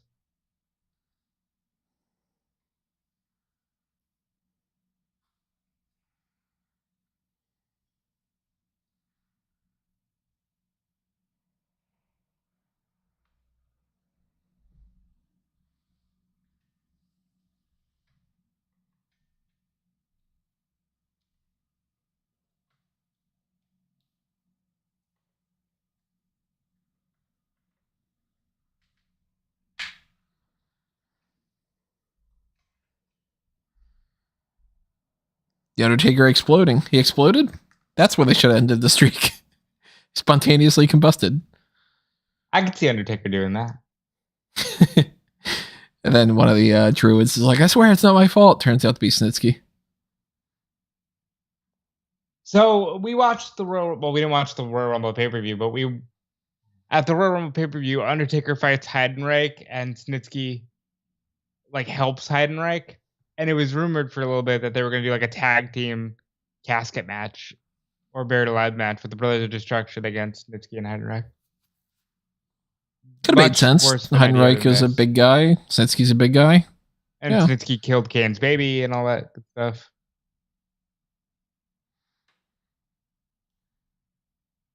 I'm sure around that era, if I were on the writing team, that would have been something I would have at least mulled over.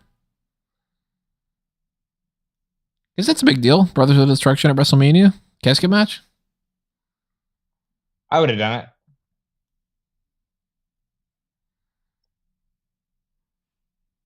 My dad used to love when The Undertaker did that.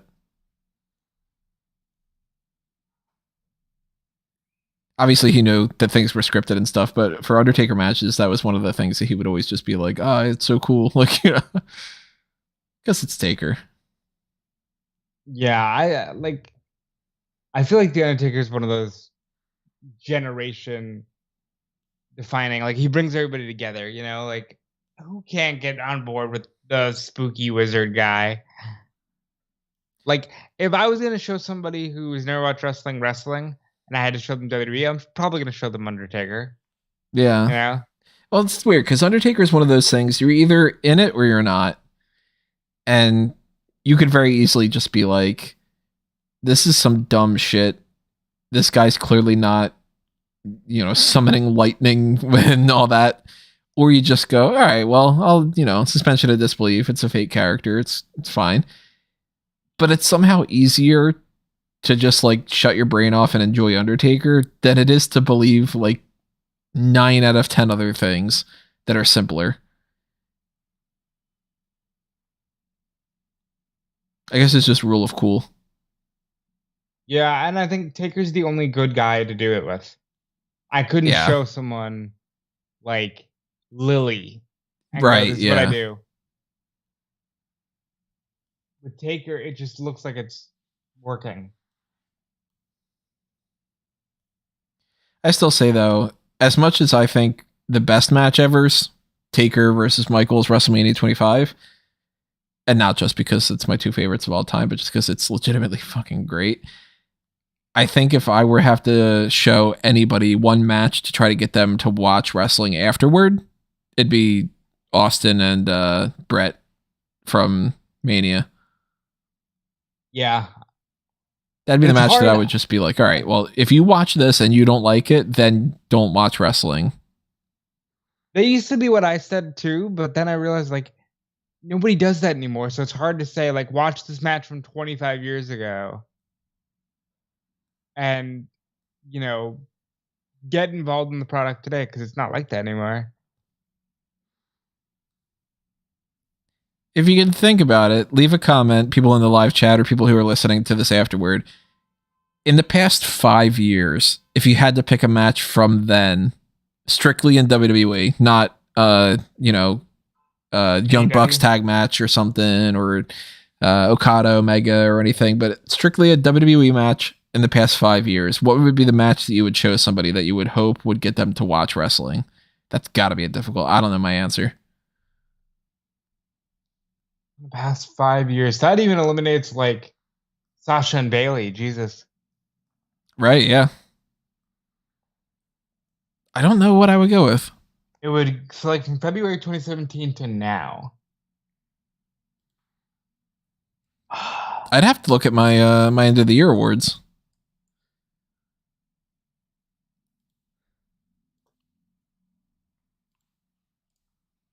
Kofi Mania.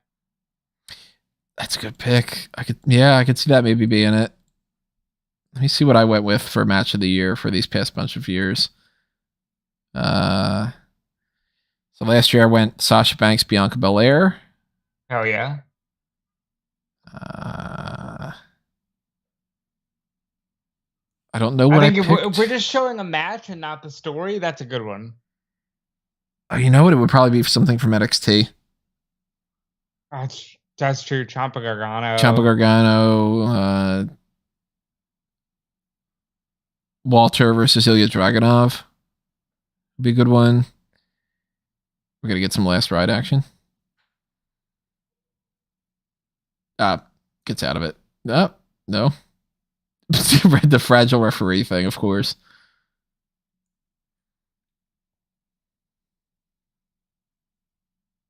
Like Taker now would never do this.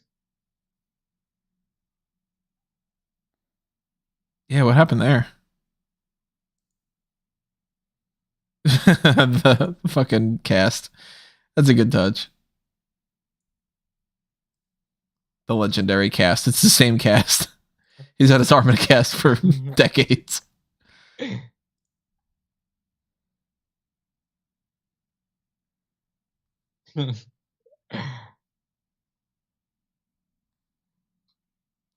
He was always good with the slow counts. Calum says Kofi Mania would only work if you knew the build to it. Yeah, that's true.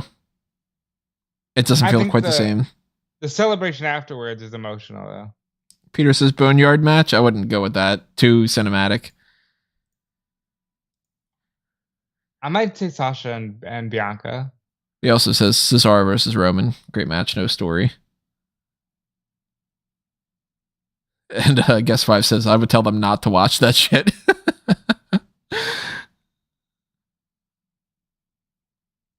Even Cowboy Bob gets to take a bump.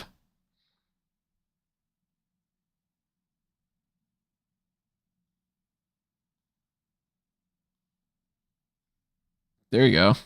That's like I would have ended this streak right there. I would have ended it right there. I don't think I would have ended it like that. But given that versus the Brock Lesnar thing, I might.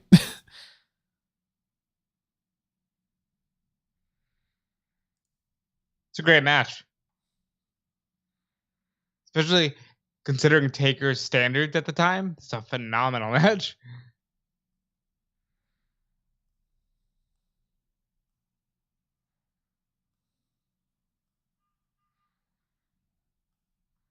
Yeah, you know what? I keep thinking about it more. I think I'd probably go one of those Gargano Ciampa matches.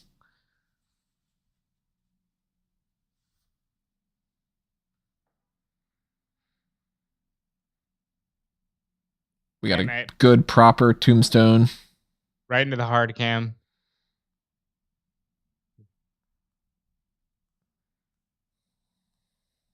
And I like that the announce team is like, he got him. It's over. Great match.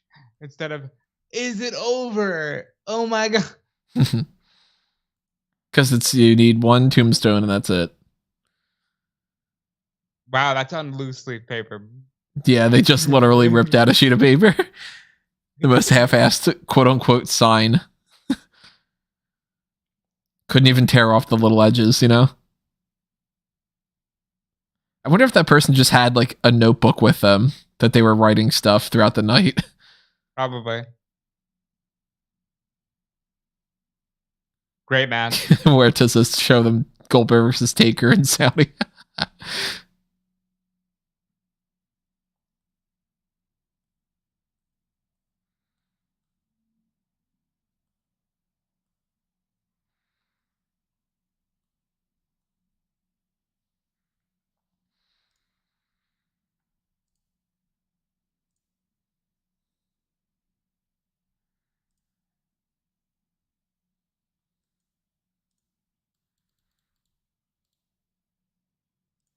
To anybody that's joining us, we just ended the Taker and Randy Orton match. As you can see, I have the time code on your screen.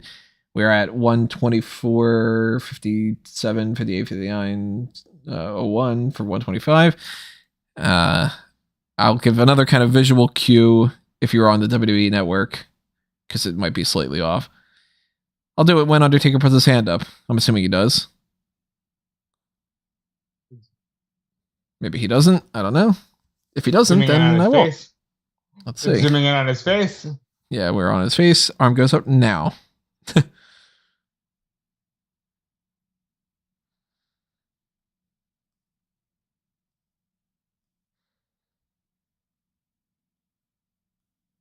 how young Lawler looks. Relatively speaking. He's like... He's at what, 50 there? Potentially. Maybe more? Title match? Oh, it's the women. Who's Trish against? Christy, Hemme. Just Christy? Christy's got Lita in her corner because Lita's injured. I may not be a leader of men, but I'm certainly a follower of women. Okay. So this has got to be the shortest match on the card, right? Oh yeah, by far. Oh, this is after Hemme did Playboy.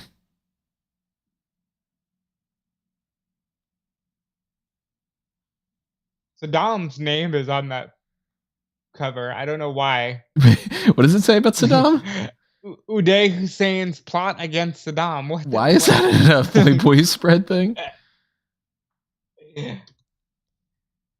Is that just to tease a future edition of a Playboy edition with Oh wow, she spray painted slut on her back. Okay.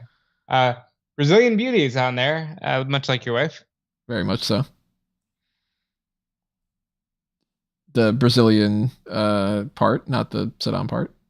Well, the beauty part as well, not the Saddam part.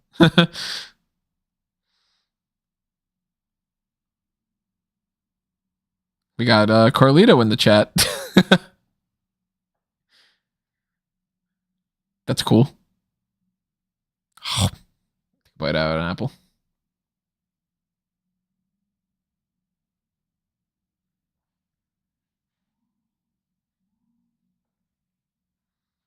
reverse one.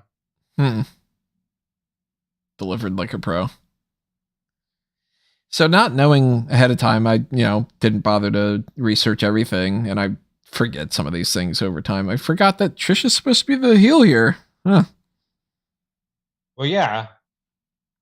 I just always assumed that Christy Hemme's the heel. Oh, this theme music.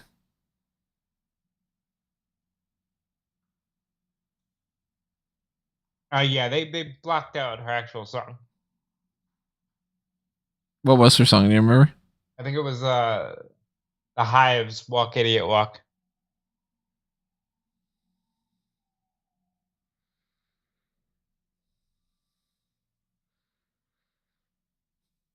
This music is so generic that it sounds like it should be for like the background of introducing the American Gladiators or something, That's totally what it is. Like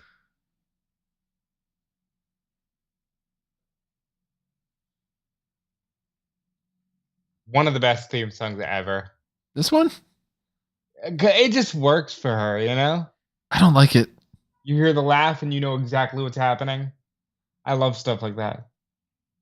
The laugh works, but the song itself, I'm not a fan. I could never see myself just like putting this on and listening to it.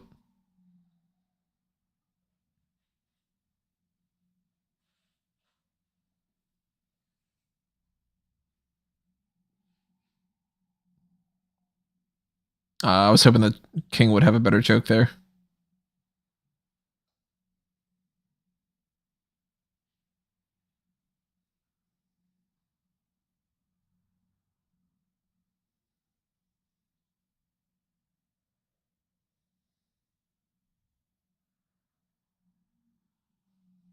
So you think that this was supposed to be Trish and Lita again? Oh yeah, I don't see why not. Like, you've seen this card. This is the first, okay, this is a very specific match for this era. Like, anything else could fit in any era and be amazing.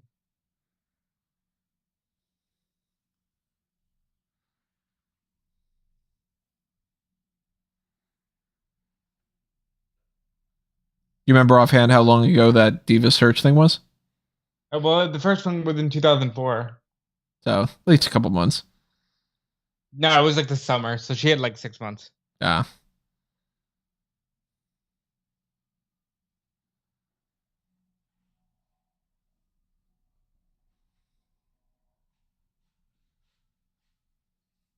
That was awful.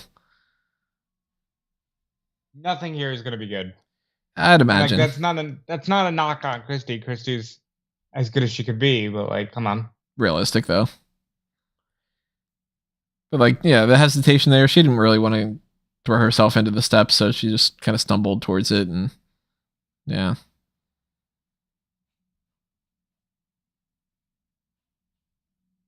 What are they chanting? We want Matt. We want Matt? It is that time of the year where they know for a fact that Edge and Lita are banging, and Matt got fired, and that's how life works.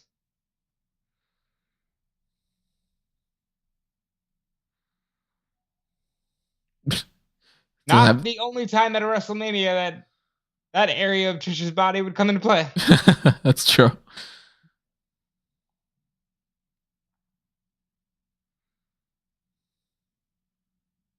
But what? What was that? Hey, leave it alone. Leave it alone. Leave it alone. She's doing her best. Bless her heart. Not that I could do anything better, Everybody always goes, "Oh, you think you can do better?" No, never gonna say that. Well, I shouldn't say never. I'm sure somebody will do something so bad that I'd be like, "Yeah, I could do better than that," even. But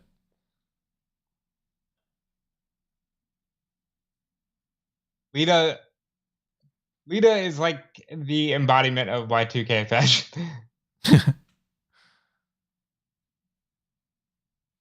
Referee just get clocked in the head? Maybe. He's not as sensitive as some other referees, where somebody goes. Not in the women's match. Take it easy there, Tony. An interesting ring gear choice for Stratus. That works. I like it. It's different.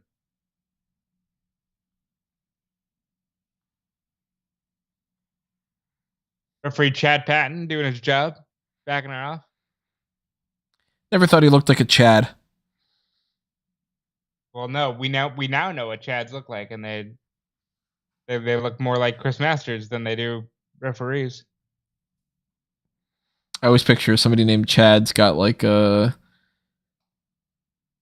specific sort of look, whereas Chad Patton's more of like a John, George, maybe Paul, Gary. She's trying her best. The people are not buying it. Good for them, but she's trying her best. Guess 5 says suggests he's more of a Larry. I could see him being a Larry. Larry Patton. There you go. That's your new name, Chad. What are we doing? We're renaming people. Hey, Guess 5, I hope you're enjoying this since it was your picture. Yeah, thanks again for sponsoring this. Anybody who is enjoying this, thank Guess 5. Anybody who isn't enjoying this, fuck off. And blame Guess 5, but you know.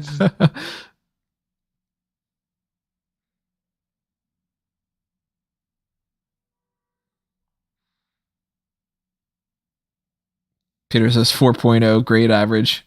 If it's out of 10, I'm assuming that's from Brett.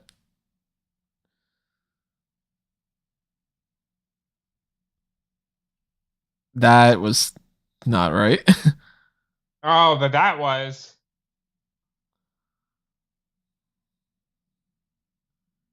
There you go.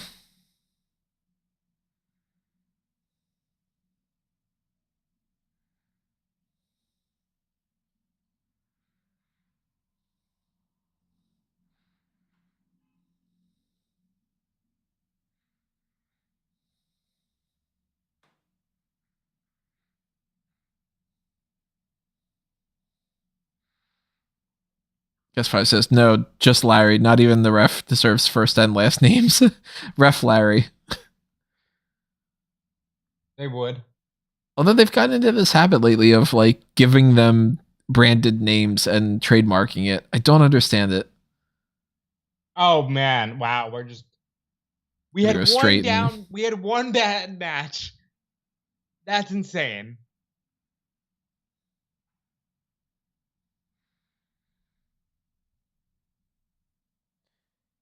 That's crazy to think that there's 2 hours left in this. Doesn't it feel like it's like running through the rest of the card? Yeah. How is there 2 hours left? How many matches are in this? I have no clue. I think like there's that I know of, there's 2 matches and 2 segments left after this. But this will probably take up a good chunk of it. I don't want to jinx it, but I'm also very happy that there hasn't been any blackout moments on Peacock. There was one, but it was quick. I didn't even notice it if that was the case. It was right before they showed Adam Sandler and Rob Schneider.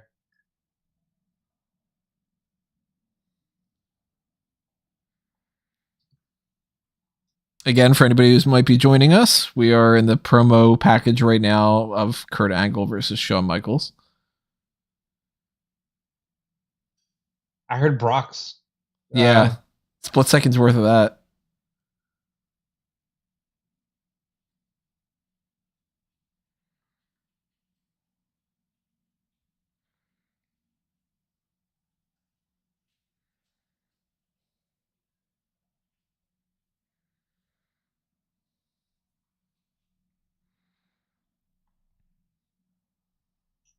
All of these clips are Benoit, and you couldn't show any of them now.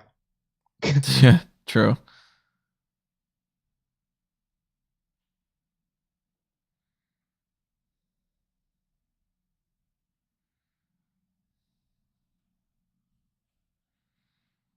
Was this when he coined the Mr. WrestleMania thing? Coined the phrase. That is exactly where. because I can't.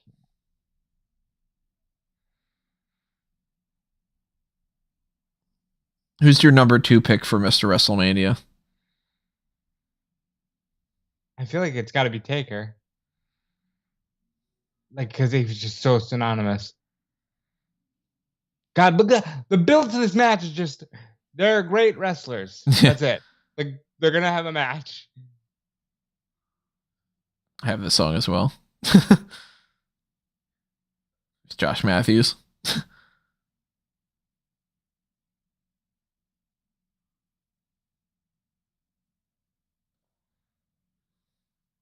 They're going to steal this show.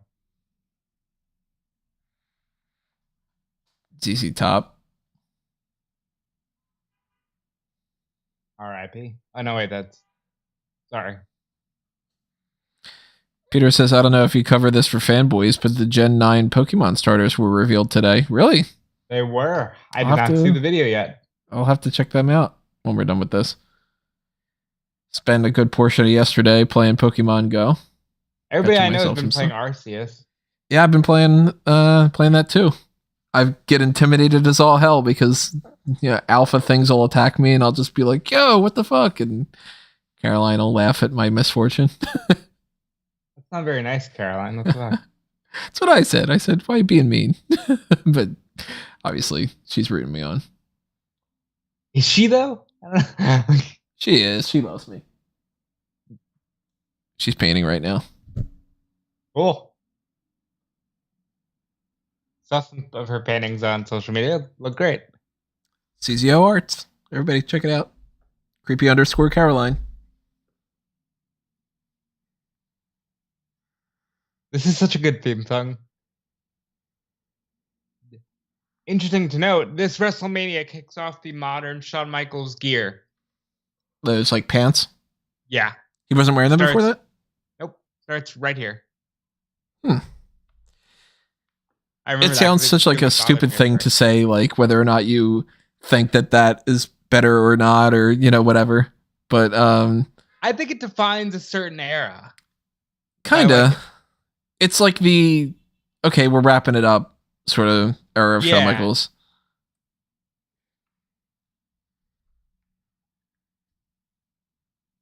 Oh my god, I've hit publish on this article like 5 times and I keep forgetting to add the video. Yeah, so there's some insight on my job. Angle looks amazing. Jesus Christ. Oh, I use this upcoming thumbnail right there. I use that all the time for Kurt Angle articles. He looks amazing. Is that why you used it specifically? Because it's just like, I want Kurt Angle to look good in this? Because he looks so good. Like that is peak Kurt Angle. We got to use peak Kurt Angle. Oh my god, they're running down the accolades. That's like the second time they've done that tonight. They did it for both the Taker Orton match and for this. I like that. It makes it feel more sports based.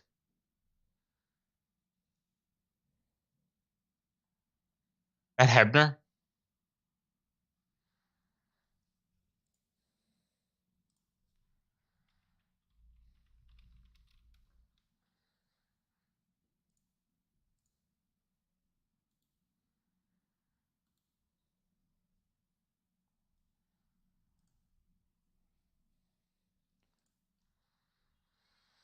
I don't remember if I've actually seen this full match. You're in for such a treat. I'm pretty sure I had to have. This might be like the best non-Undertaker Shawn Michaels match ever.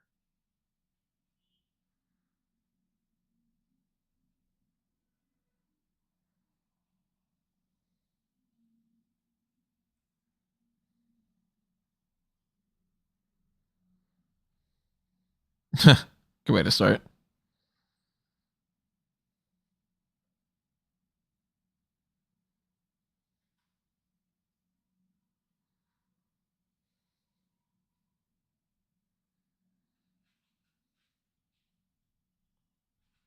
My god, my god.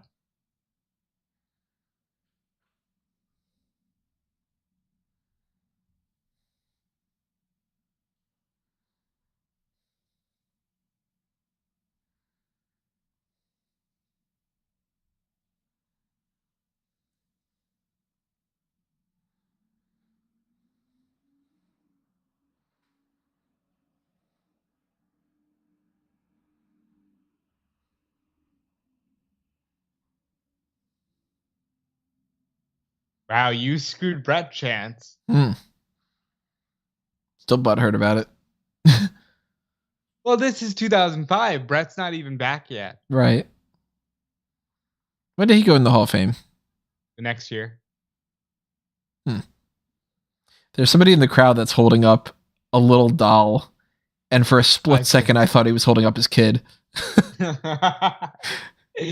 letting his kid ragdoll? Like for just to see right above the referee's head, around the guy with a green hat. Just a split second, I'm like, why is this guy just like moving his kid around like that? Ragdolling, right? Yeah, just like shaking at his little toddler or something. Just capture something for Dyfus.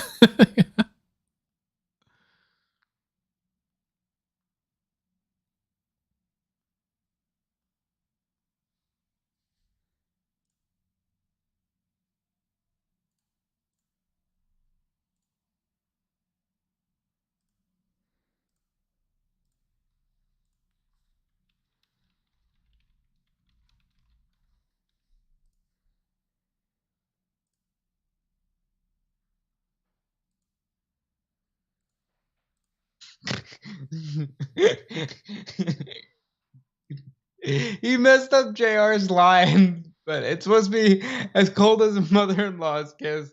He said stepmother, and JR's, what'd you say? Yeah.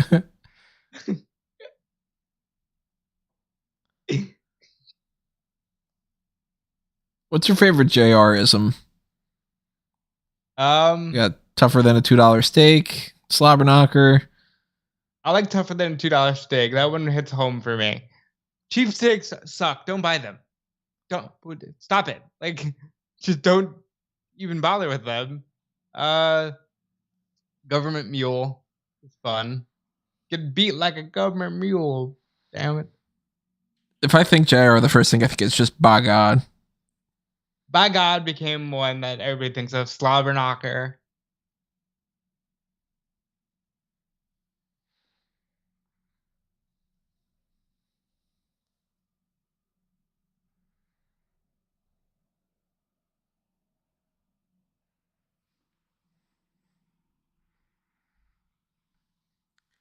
Let's see if I can find this thing that I saw on Instagram that made me laugh. Was it what I sent you of JR on a computer? No, not the JR on a computer thing. It was a different thing. I'm probably not going to be able to find it off the top of my head, which account it was, or to be able to give them credit. But it was something where it was like the roses are red, violets are blue type of thing. Yeah, I can't seem to find it. Like roses are red, violets are blue. Somebody stop the damn match kind of thing. It was the first part I don't remember, but I think the second one, like roses are red. I don't remember what that one was, but then it was like instead of violets or blue, it was this will make you laugh, and then it was just a picture of Foley falling from Hell in a Cell. So the implication being, by God, he's broken in half. Oh, he's got a family. That's a good one. Yeah. By God, he's got a family. Always like Hellfire and Brimstone too.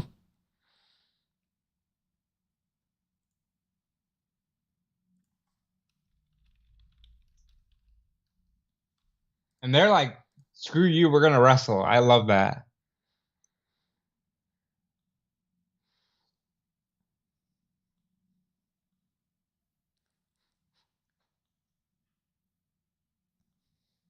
Everybody talks about Shawn Michaels being a high flyer. Not really. He was for his time. Yeah, for his time.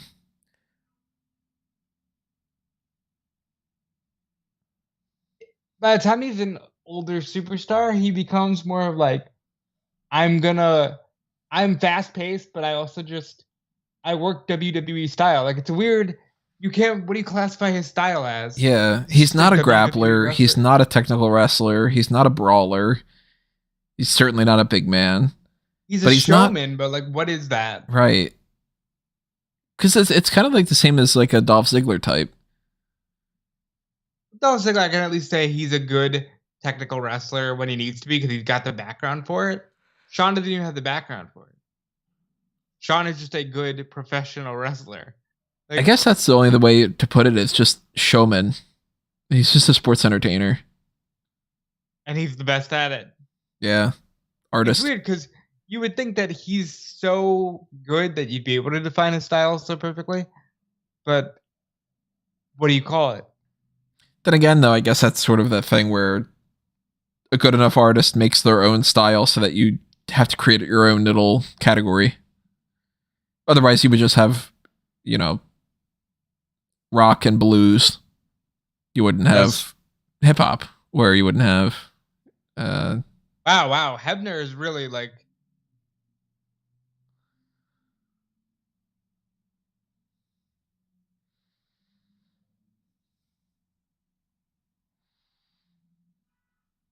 I think he wasn't supposed to fall, but it worked. What, Shawn? Yeah. I think he was supposed to do the skin the cat move. I like it better with him not doing the skin the cat.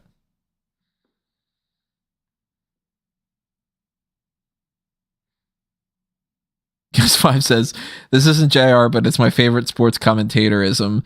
You could cut the tension with a crooked stump. I've never heard that one before, but I like it. Well, we're not. Right. I imagine that's because we don't cut tension with crooked stumps because we cut them with knives. You got to understand what a crumpet is to understand cricket. 10 points to anybody who gets the reference. What is a crumpet? Not going to tell you. Well, if you had to really describe what a crumpet is to someone who's never had it, how do you even? I guess my default answer would be something you eat with tea. Yeah, biscuit-esque, scone-like.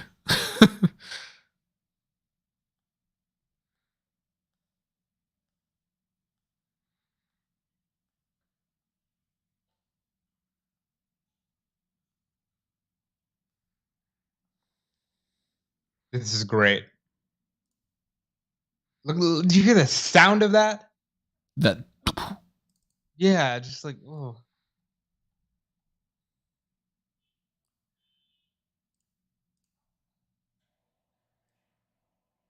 I guess what I says, ew, tea. Alan doesn't drink tea either, does he? I don't really feel like I hear him talk about tea.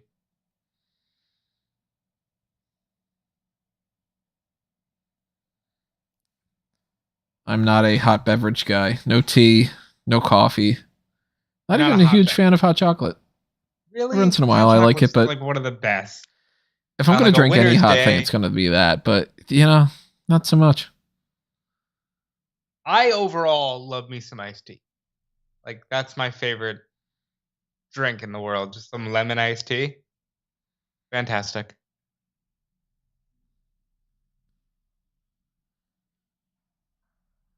Imagine that's the end of the match. Kurt Angle gets counted out just because he's grabbing on Shawn Michaels' hair. That's the type of shit that they would book now. Then it'd be like, oh, you didn't see that coming, huh? Right? It'd be like, fuck you, Like Roman losing to Brock 4 years ago. Where it was like, give it to Roman. Why are you having Brock beat Roman?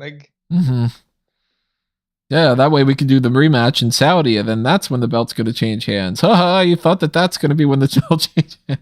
We're going to actually wait a couple months. And then come back to this in another couple of years and do it all over again. Biggest WrestleMania match of all time. Surprisingly, though, it is the first time at WrestleMania that they're using Mania to unify the belts. The belts usually get unified at some random B pay-per-view. It was Survivor Series last time? It was TLC. Oh, that's right, TLC, yeah. And before that, it was at Vengeance. So usually they do it in December. I guess they feel like that's the best way to end a year. That's probably when they're starting to figure out what they're going to do for Mania. And then they're like, fuck, we don't have anything for these two titles. So hence why they're doing it in Mania this year.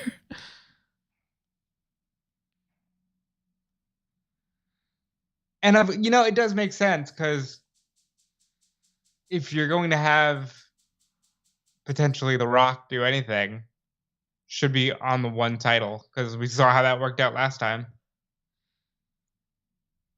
I have zero faith that a year's worth of just one champion is going to work out well. I mean, they could always not have Roman bring the belt into the match. Like, Cena was world champion throughout his build to the first one.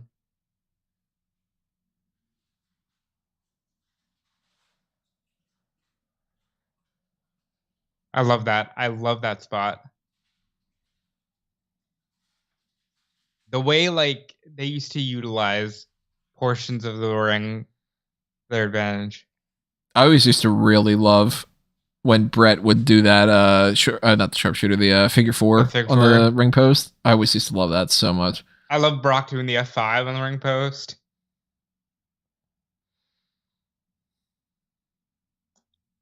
The spine buster from like a Hunter, you know, like it's so good.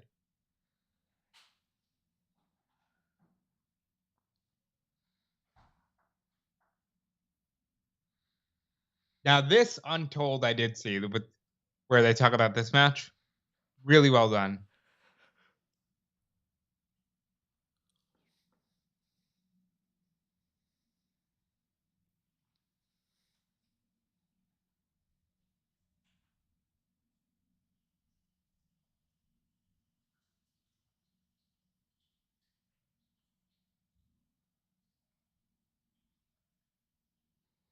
Got two people in face paint in the crowd right now, holding up their flag and everything. England, yeah, I see an English flag.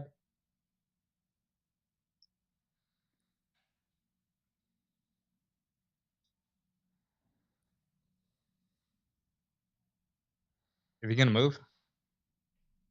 Wow, Michaels never misses the elbow. Usually he just stomps on his feet and tells the guy to move. Yeah. Fucking move.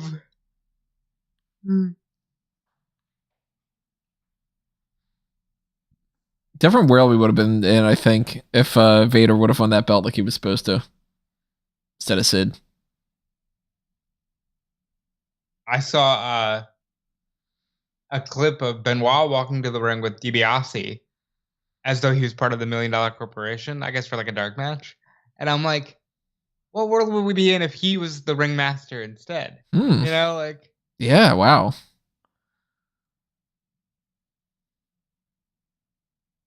Oh, fuck. Shawn's like,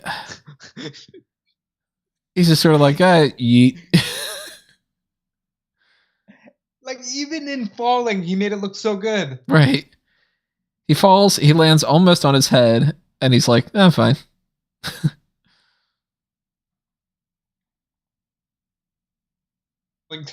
like the Saudi match where he completely face plants.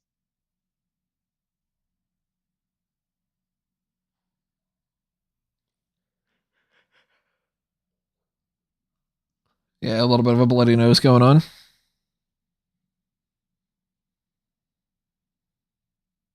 Michaels would have flipped to the table. He would have done it.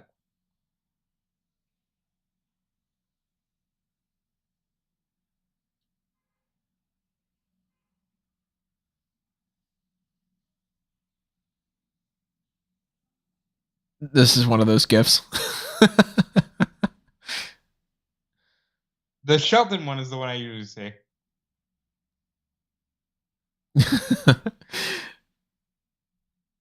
You know, if you think about it, with the history that I have of rooting for the jerks and stuff, kind of makes sense. Shawn's my favorite, right? Yeah. Even babyface Shawn right here is like, I'm just going to low blow him. Well, Shawn was never a good guy. Right. Babyface Shawn's still a jerk. Here we go. Moon. I thought he was coming for the moonsault. It's so good.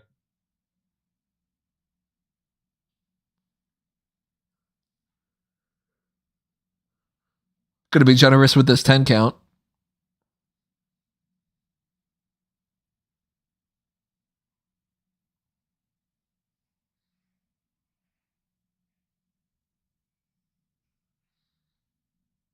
Yeah, you know what's crazy? Guess 5 says 5 years after this, Shawn's retired.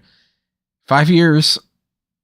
just seems like it makes more sense in different eras. Like we've talked before about Yokozuna is only in WWE for like 4. Well, like, and I'll put this one out there too. It's 5 years till he retires, yes. But if you really think about it, grand scheme of things, he doesn't do much more after this. Because he fused with Angle for the entirety of the year. Well, he does the Hogan match in between. And then he does DX. And it's kind of just like, after that, what does he really do? He does the DX reunion, he fights Flair, and he kind of gets into the Taker stuff. People don't really remember that in between, he fought Jericho, or like he did the JBL stuff. He had a Kennedy feud for a little bit. Yeah, like nobody's out there like, hey, remember when Michaels had that feud with Kennedy?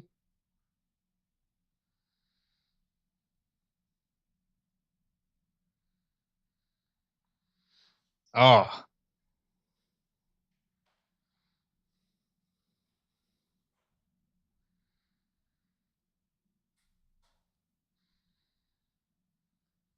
Or Key says, did you get to Vincent's professional assassination?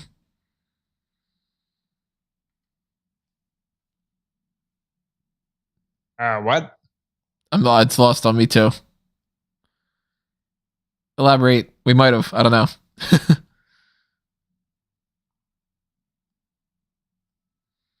This is one of the few WrestleManias I don't think Vince is on.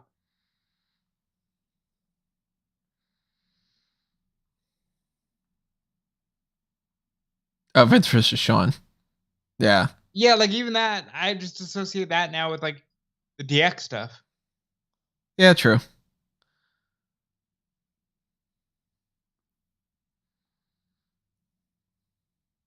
That's right. He teams with God, like. In a losing effort.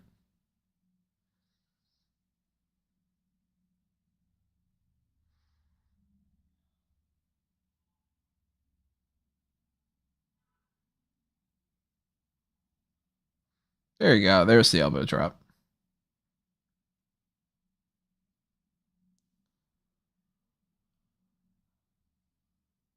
Yeah, but it's like, I saw a video on Facebook today that was like 9 years ago you did that, and it was 2013. I'm like, don't tell me that was 9 years ago. Yeah. Well, that was one of those things too. It said 25 years ago, what I picture, and it was the Mega Powers. Savage. And then it was like 25 years ago in actuality, and it's Stone Cold. I hate it. Caught him. Perfect. Have you ever seen a more perfect counter? Just grabbing the leg. Simple. And it wasn't like, oh, maybe I'll fumble for it. It was right into his hands. And that too. Just twisting around. Nope, not giving it up.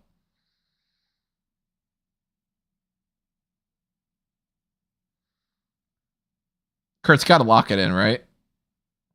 In a match like this, you don't just have him tap. He's so close. Will Kurt be able to drag him away?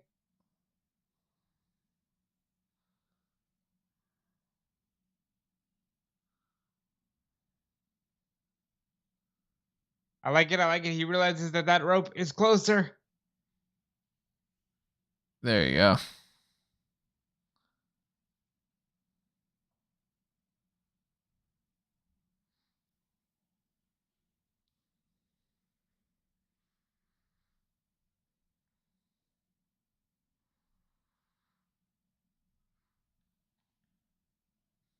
Going for the ankle slam. For the Olympic slam. Same one. Up. Fans popping for it.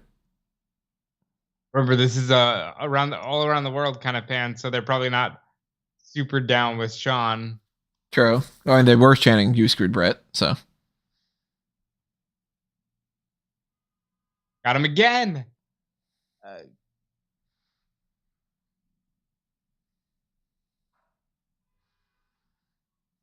Kick out. They overdo the kicking out of finishers thing at WrestleMania these days, but when done well, it's so good.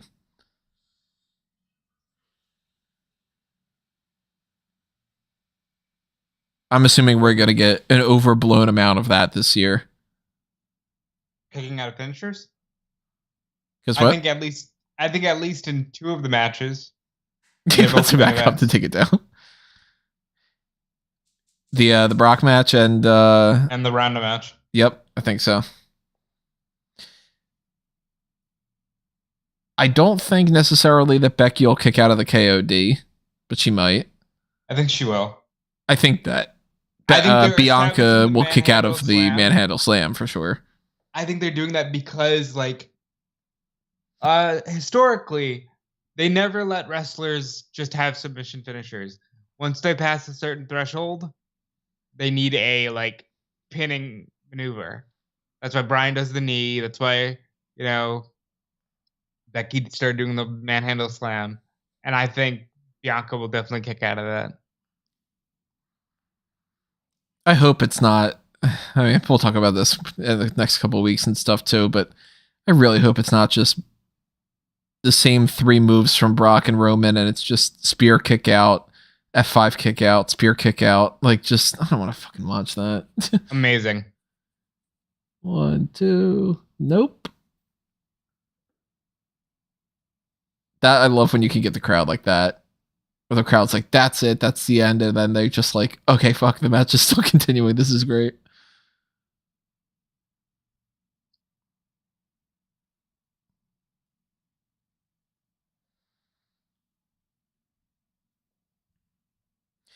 It's funny, all these photographers in the same spot. Spread out, guys.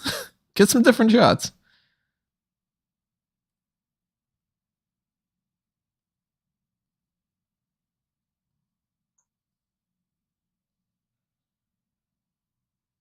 That's good. Just super kick.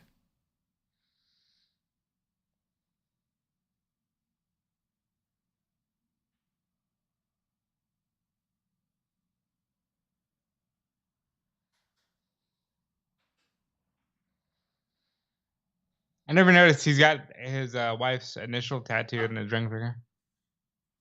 It makes sense though when you can't really be wearing your ring. Perfect.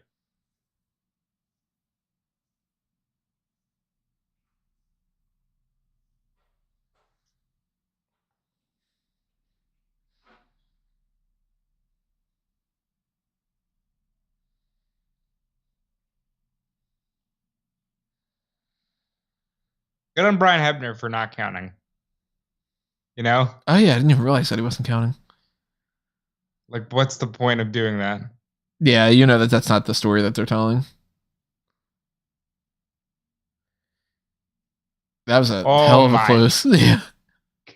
Oh my god. That's one of those legit 9.8 out of 10 kind of things.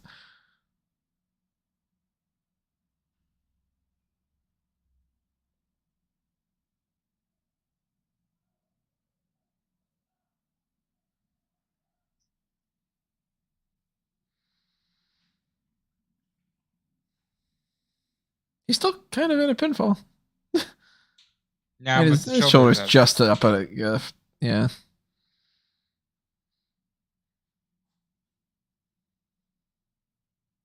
They're doing this so well. I love that. I love these two. Shawn's so good at doing the glassy-eyed kind of look. I still think one of my favorite angles ever is the Enziguri. Got him.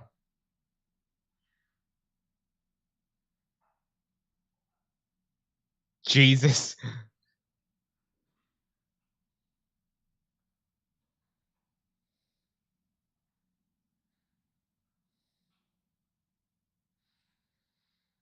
He's got to lock it in. Oh, okay. Oh, no, never mind. Shit. You see, they're taking you on the ride. Right, and I already know who wins and everything. But that's just how, great performers are. Wait for it.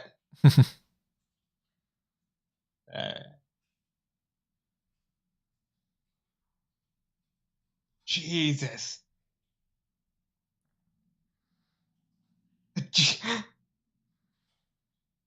There you go.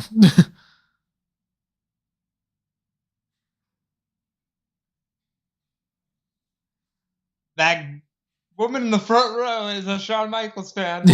Just like, no!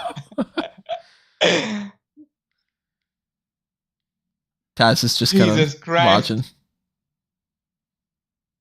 Oh, wow, look at this. He's trying. He's almost there.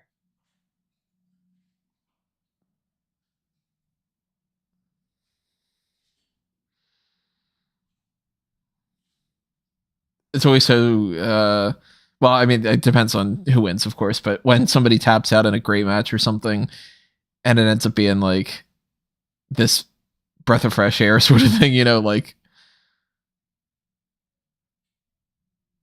Shawn's just hamming it up. They're taking them on every ride possible. Right.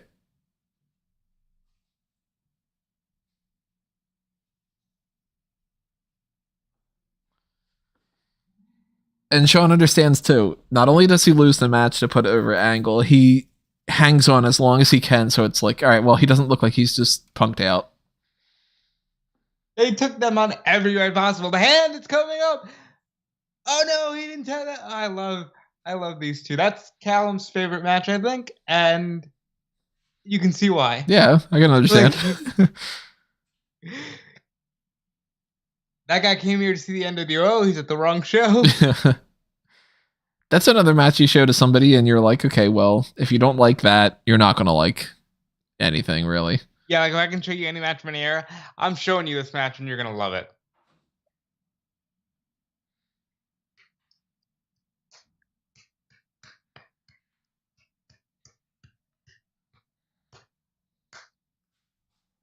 I love it.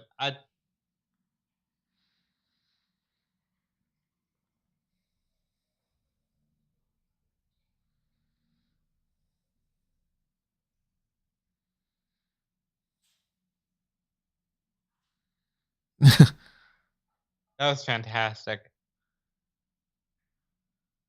Again, thank you to Guest 5 for paying for that. Of course, we still have 3 matches left.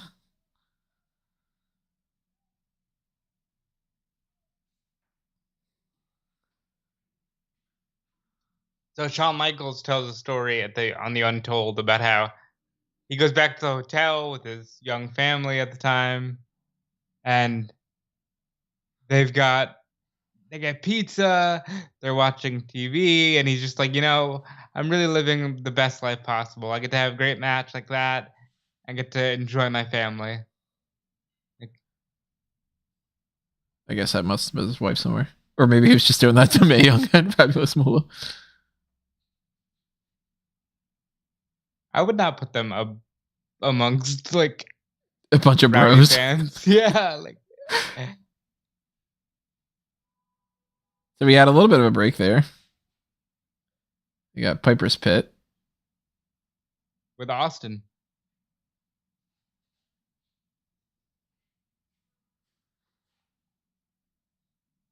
Awkward cut, of course. Wonder what they cut out.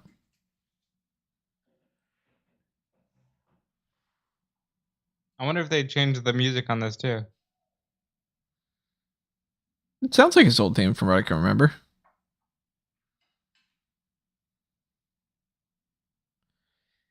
Good little touch too. I didn't even realize this until right now that it's got the little now showing, and that's the part of the card on there.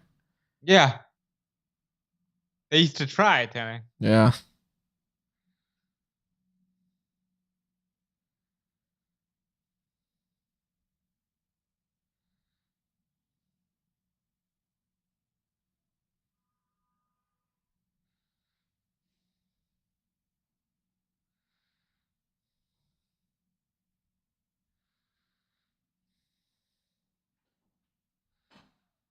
He looks great for how old he was at that point. Yeah. You know? Like, he looks exactly like Roddy Piper. I still think one of my favorite little Piper things is from It's Always Sunny in Philadelphia when he's like, you remind me of my kids. They're like, oh, you have kids? And he goes, not anymore. And then just walks away. And they're like, what the hell was that mean? Why's this guy got a bucket of chestnuts in his car? Who just carries a bucket of chestnuts?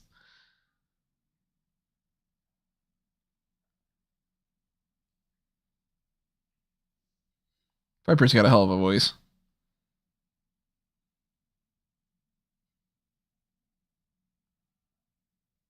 I thought he said F.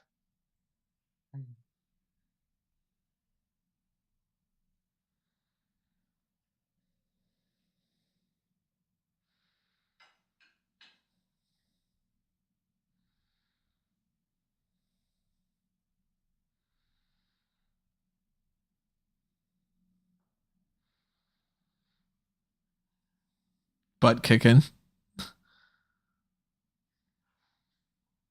Rene Dupree. Hell yeah.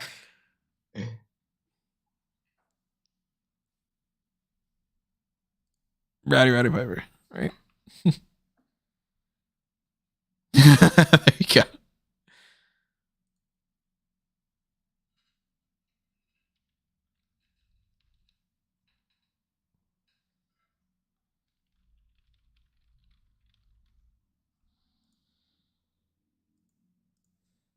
That was cool. Wasn't expecting that. That felt more CGI than what they do now.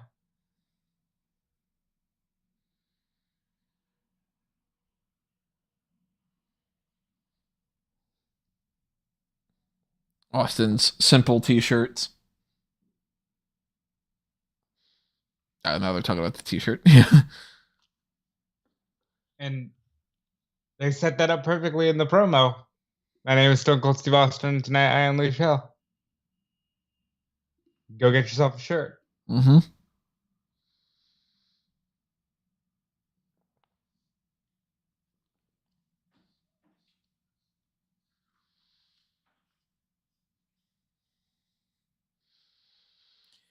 Granted, I don't think that WrestleMania should necessarily have 2 dedicated segments to just promos. But this one was advertised. If it is going to have something like that, you want to make sure it's something like this, though.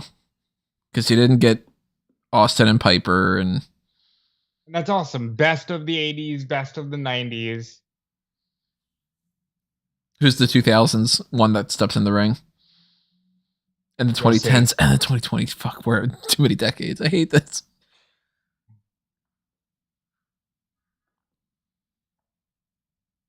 What?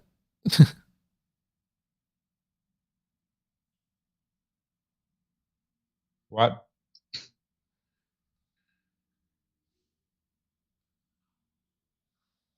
A lot of slapping. Yeah. Tonight. What?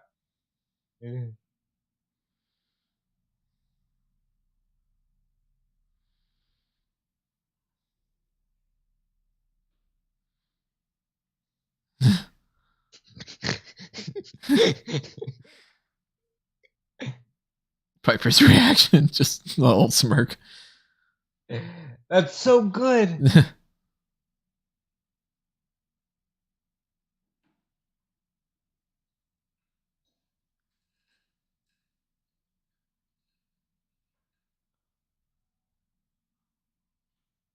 I guess you'd have to say the 2000s one would be Punk. Well, that's not who's gonna come out, but you'll look at that. Look at Piper. I ain't doing that again. He don't like it.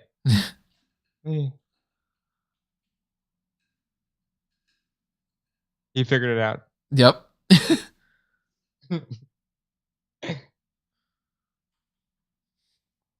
Piper's so good.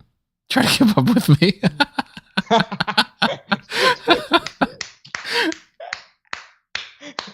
Piper's so good.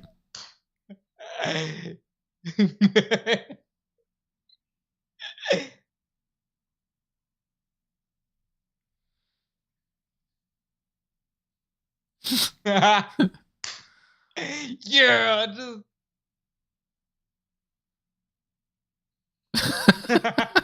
He's having fun with it.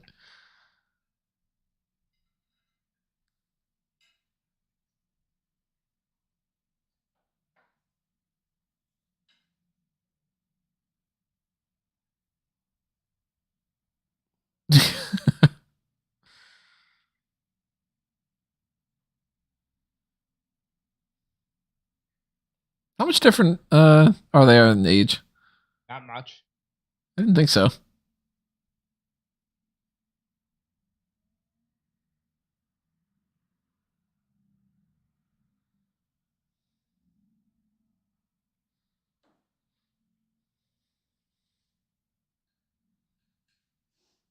I love this.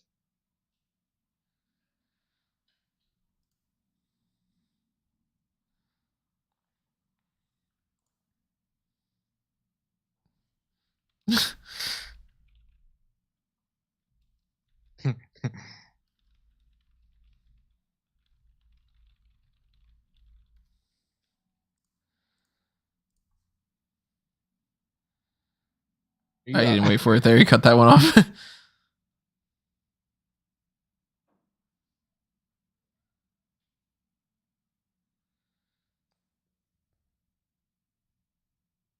What?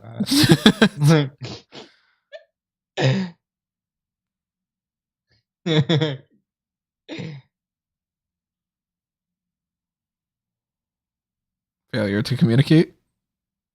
To communicate. Old classic line. Carlito coming out for that. Okay. I mean, he's got Carlito's Cabana. Not yet.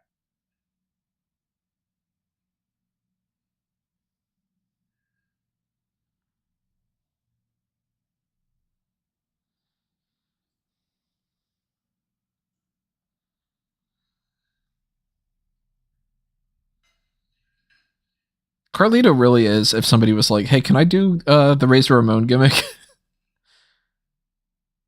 But instead of a toothpick, I've got an apple.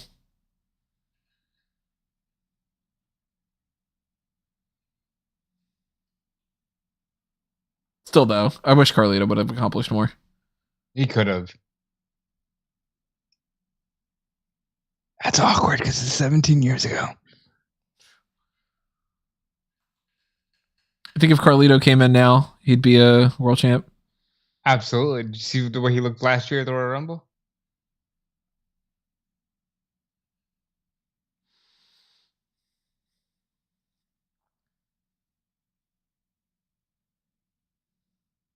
It's an old reference that even then probably people didn't get.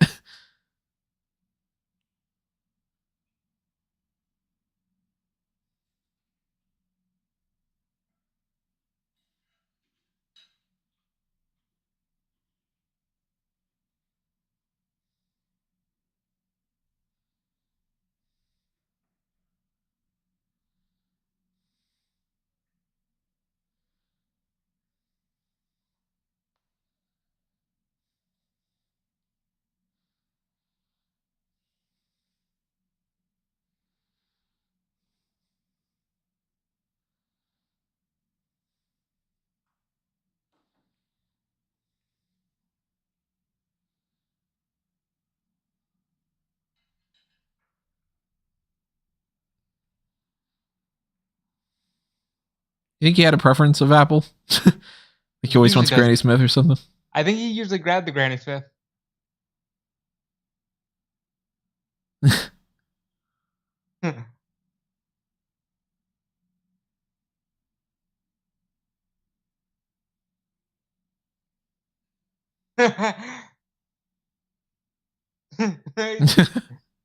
COVID. Stun him. Do it now. He tosses it to the. Oh, I thought he was going to throw it to the crowd.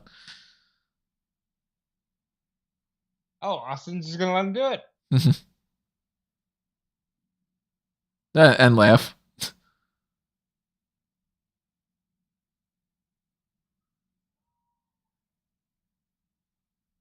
Oh shit, he's gonna fucking kill him. Yeah. Gonna stop him, Mudhole.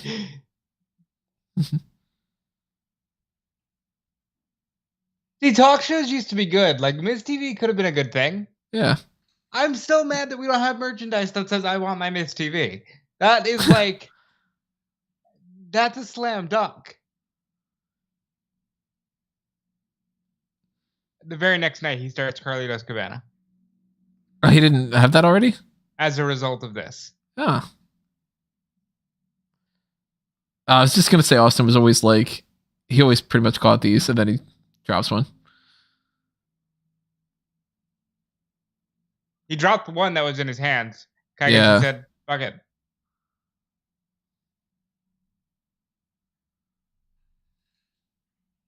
He barely drinks it. He just... Oh, yeah. He always just like squirts it, kind of. Yeah, and then crushes it.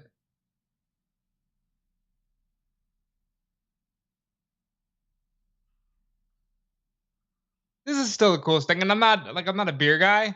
Right. This is still the fucking coolest thing in the world. Like, God, the amount of people that have done that, I'm sure, over the years, just because of this, and he just keeps adding on more and more.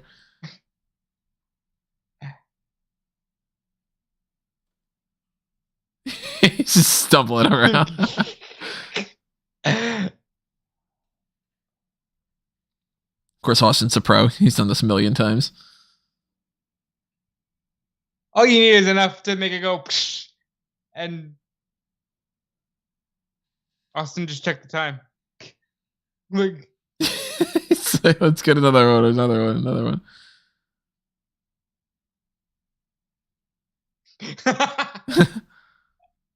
There you go. You there you go, you.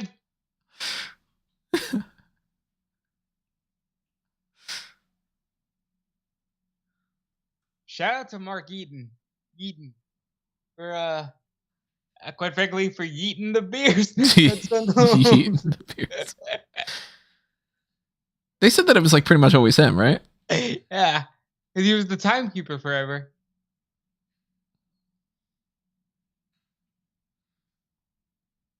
He just had a good arm, I guess. Oh wait, they're gonna throw it all the way from there? Wow. Yeah, he'll do it. Oh yes. Oh, Austin dropped that one. Oh, dude, it's so close. I couldn't. I don't have a good enough arm for that. Couldn't fucking catch it either, if I'm honest.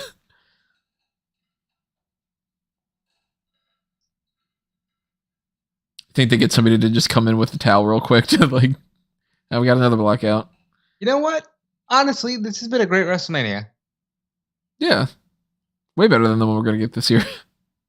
And I said that right as they're starting the sumo match. I apologize.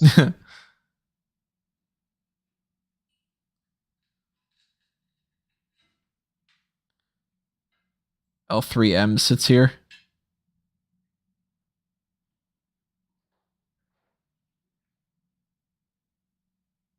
Why would you waste your sign on just making a sign that says WrestleMania 21? Because you'll get on TV. I don't think that they showed that guy. He was from far away. So it didn't work. It's literally the same shot of the crowd here. Just like the same portion of the crowd. So what was the setup behind this? Why is this happening? I think they went to Japan in February to set it up. I don't know how you can't think of something else for the Big Show to do. He's the Big Show. Was it literally just that? Was it just like Vince was like, let's figure out something for Big Show. Why doesn't he have a sumo match? Well, Akebono was wrestling. So they were probably trying to look at him for a potential, like, Andre.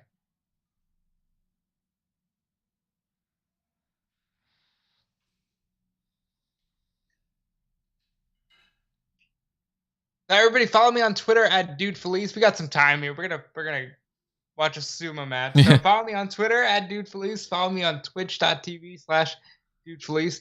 DudeFelice.com is coming soon. Just working slow on that, but it's coming. Gonna be doing a lot of like just whatever the hell I want, quite frankly. And that's the important part of it. Plug shout out to Peter mentioning the Sign Me Up club there with the Smart Out Moment sign. Which is like Peter's territory. We always appreciate when Peter delivers the goods and the Smart Out Moment signs whenever he goes to shows. Anyone who goes to a wrestling show, it doesn't have to be a WWE one, bring a sign that says Smart Out Moment. Show me a picture of it. I'll put you up on something. I think this is the worst look for Paul White. That's pretty bad. The shaved head and the handlebar mustache does not do it for me. So now we've done a few of these things by now, of the mock drafts and the fantasy all-time roster and all that. If you can go with Big Show at any particular moment, what Big Show are you grabbing? The one that comes back in 2008. Because I'm thinking, like, obviously, if he could have the body that he used to have when he was younger, where he was healthier and all that, then that's the guarantee for pretty much everybody. But long hair Big Show, not the Big Show that I picture. At this point, I picture bald head. Right. But this mustache is pretty bad.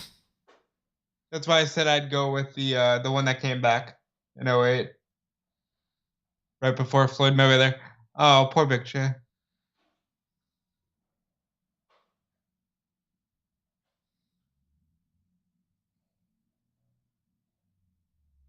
Why?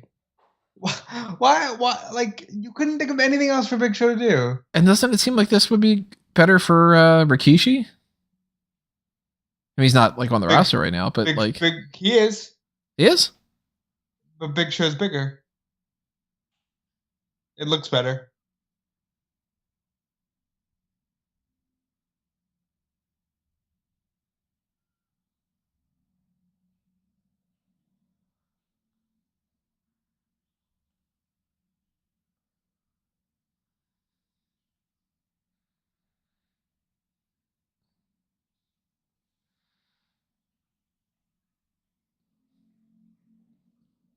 I really want to give them credit, though, Tony. Every piece of in-ring action we've seen on the show has been great. And they're not even using a real wrestling ring here, so you can even look at this as like a special attraction. But it's still not good, you know? But hey, I can understand when they do some weird things like this. I just don't get when we have, like, the way that Mania is looking this year, where it's just like, okay, we've got nothing but shit like this.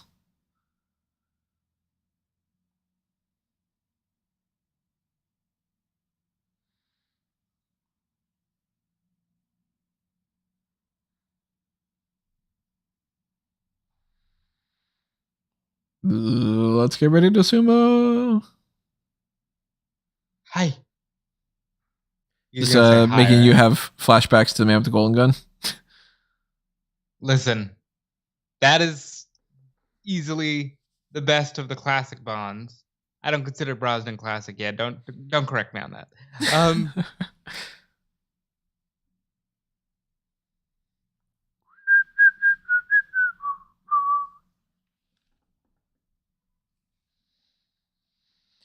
Dawdling, wasting time. Wait, was it Golden Gun or was it You Only Live Twice? Well, they got the sumo wrestlers and the man with the golden gun that are attacking him with knick-knack. That's true. But the man with the golden gun has that You Only Live Twice has the actual sumo thing. So you're right. That's the one where the guy's like, I want to watch more Bond movies. Yeah. Who's got the better slap fights? These or the Divas matches in a couple years? Oh, these. I wouldn't want to be slapped by these people. How worked do you think that this was? Very. Like, do you think that this was like, okay, make sure that we go here, like we plan this whole out? Or do you think that it was just sort of like, let's just kind of do it on the spot and you know how we're like, I'll tell you when you need to do the last thing? I think it's more like that. Because like this is probably planned as all hell where it's like, let's shoulder block each other.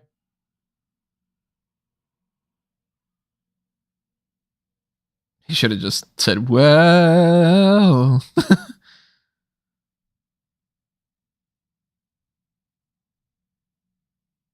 There it is.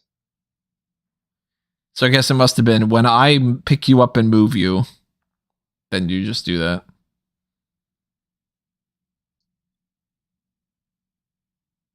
My guess is they had to be like, yo, we're going to do this again, but in my turf. And they just decided not to. I believe Brock Lesnar beat him for the IWGP title. Akebono? Yeah. Really?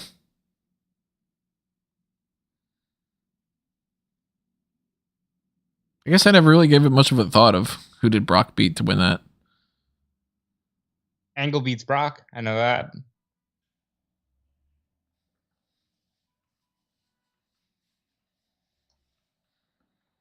Yeah, everybody. Hell yeah. Hell yeah. Two big dudes just hugging. You know? It's all good. Slapping meat.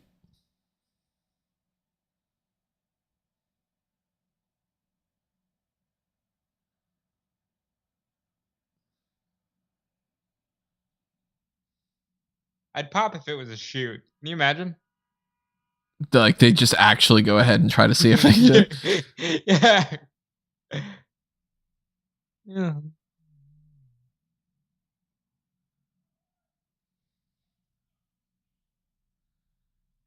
There's that sell the boy thing. I wonder what that's about. Who did Akebono beat to win the title? I don't know. Let's find out.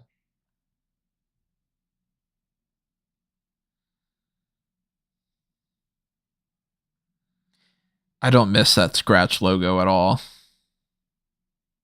It looks super dated. I never really liked it. It lasted for too long, first of all. When it was WWF, I liked that logo. When they just switched it to the WWE, they should have just gone with a new one. I want them to change the one they have now. I'm already sick of it. See, I'm fine with them keeping that forever. Can they change the belts? Maybe, please. I'm fine with them keeping that belt forever. No. No. What they need to change are the Raw and SmackDown tag team titles. They have new ones, don't they? Supposedly they had them built for like over a year or something, and they just, I don't know why. What are the tag champions doing at this show this year? Because they're merging the world belts. You think they just say, screw it. Let's do like 2 teams from Raw, 2 teams from SmackDown. Winner take all. Nah, I don't think that they're just merging everything. I don't even think that they're really fully merging the world titles. They're making it a point to say they're merging those. They are. They're saying unification, but because they went out of their way with the women to not do that 3 years ago. They backtrack on so much stuff though, and I could see there being a scenario where it's sort of like, okay, we're gonna do something else, and we're gonna, you know. How do you feel when you hear Cena talk like this now? Because it's like you can tell now that he's putting it on an act. Right.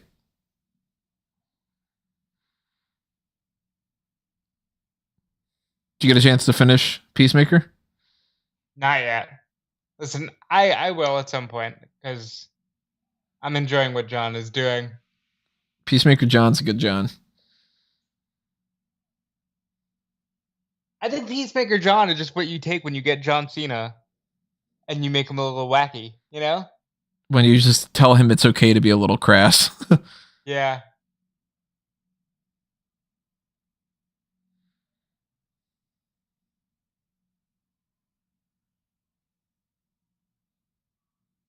Have this song too. Wouldn't have thought that they would have gone with this one. I think this is called Global Vocalize.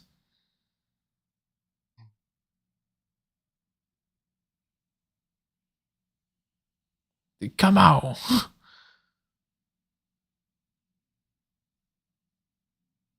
He's not totally there yet, John.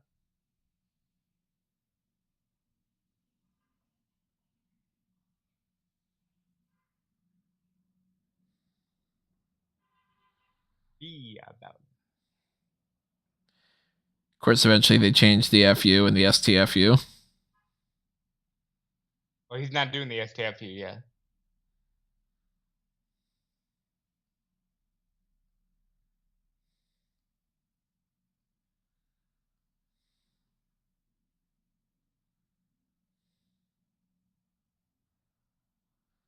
So you're watching this around this time. You said you're around 12. Yep.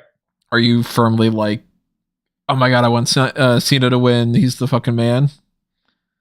Oh yeah, I was totally in John Cena. I was wrong. I thought like Cena was the B player to Cena's A, to Batista's A, but we all see how that turned out.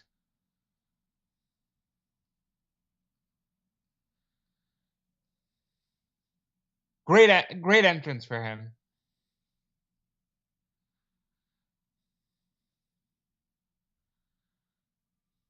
Imagine the person driving it, they end up just like accidentally hitting the brakes or something.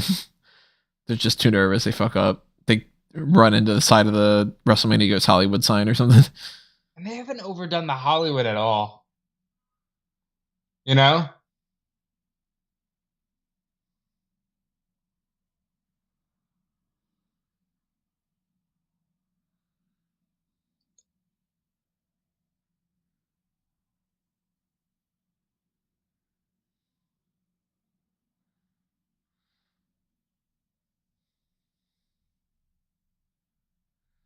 Well, Roman's got that beat.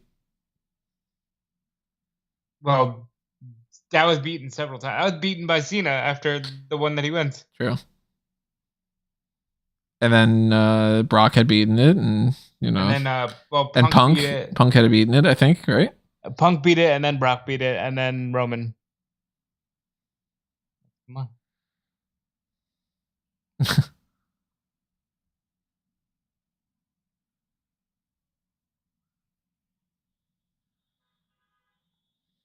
That's awesome. Calm says, I'm not even watching the show, and I hope this match ends quickly. Well, we got how much is that left? An hour left in the show, so I'm assuming half hour almost. I imagine this goes 15 minutes. There's no way this goes a half an hour.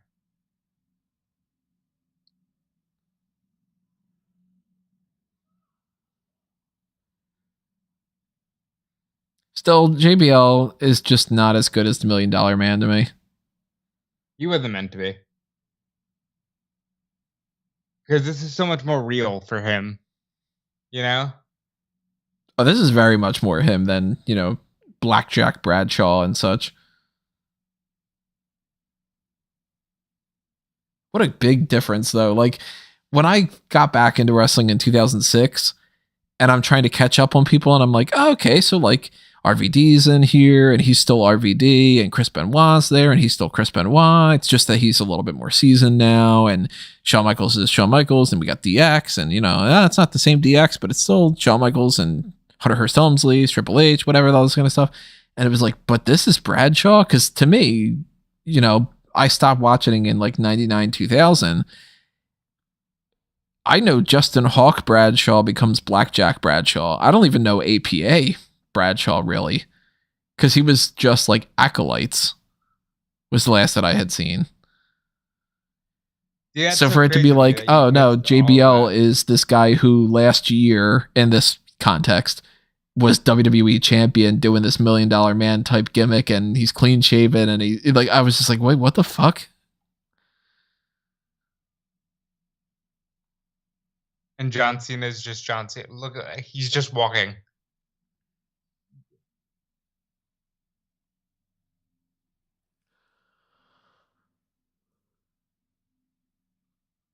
It looks so young and looks exactly the same as at the same time.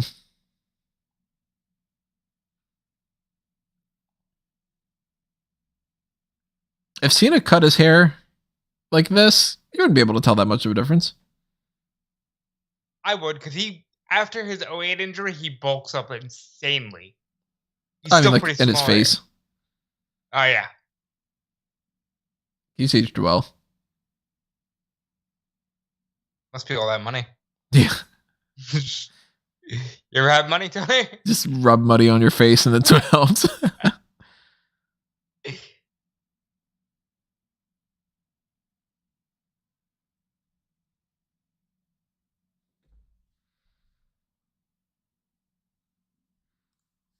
I think we'll be done just around that time, Peter. Because it's we're at 2:43:20. There's about an hour and 2 minutes left. Yeah, hour and 2 minutes. Done right about 4 o'clock. Just about.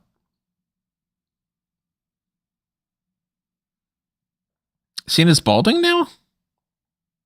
Tony, you didn't see the giant bald spot at Money in the Bank? I don't remember.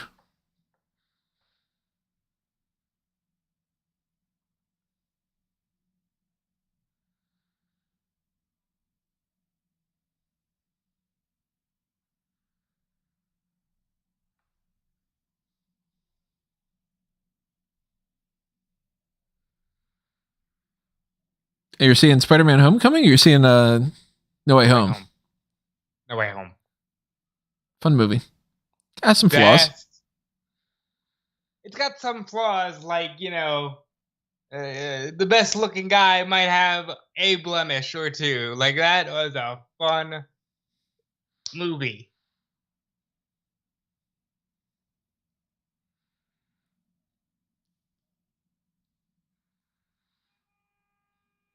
It's so funny that John Cena's a kid from the streets, but in actuality, he's like a trust fund baby. Like, he's working class, but in the most upper middle class way. So there's that guy holding up his kid. That's a John Cena bear, isn't it? Oh, is it a bear?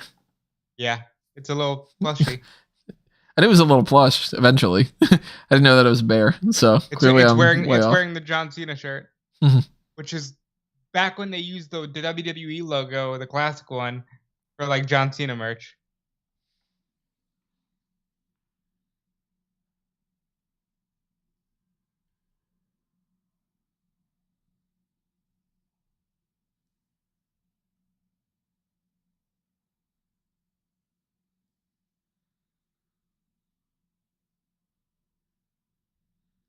The child was very clear.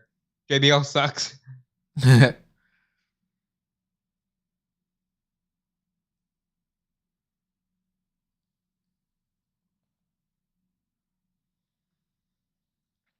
Peter says, never seen the Marvel movies, so we're watching them in order. I've already seen Captain Marvel and Black Widow, but I haven't seen Infinity War or Endgame yet. Marvel's so good. MCU. You haven't seen the Marvel movies? Peter, you really don't support Fanboys Anonymous, do you? Just forewarned, Eternals blows. I'm going to watch it. I'm going to find the good in it. If you find it, let me know. Hey, being positive is my thing, Tony. They just wrestle with all that stuff in the ring? Guess 5 says, this is before the PG kicked in and he didn't irritate the piss out of me. Yeah, with John, for some reason, the PG stuff with John really bothers everybody. Like, it doesn't bother people as much with Batista or DX. Because I guess, like, DX was a parody of themselves anyway.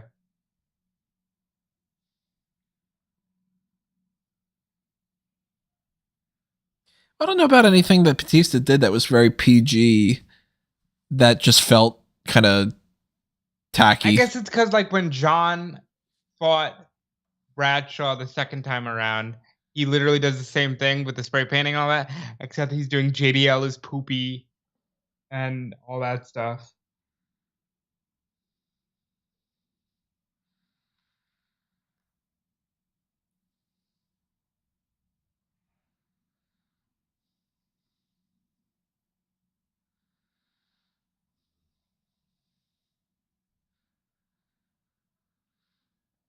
It is funny to look at this in the context of like older man Republican, like I don't want the youth to take me over kind of. And then it's like, I'm a kid from the street and I'm a Democrat and I like, you know, Except in reality, like Cena is as Republican. He's just like that one that like, well, my dad allowed me to listen to hip hop, so I think I'm street. Is he Republican? Yeah, honestly, I wouldn't even hazard a guess in this environment, but I'd imagine he was raised in a Republican household. Hmm.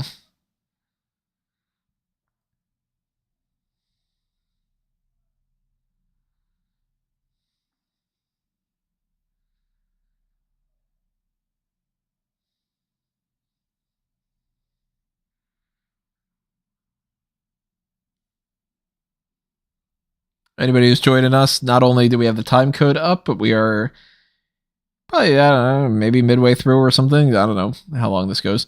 Of the JBL and John Cena match. Cena's on the ropes.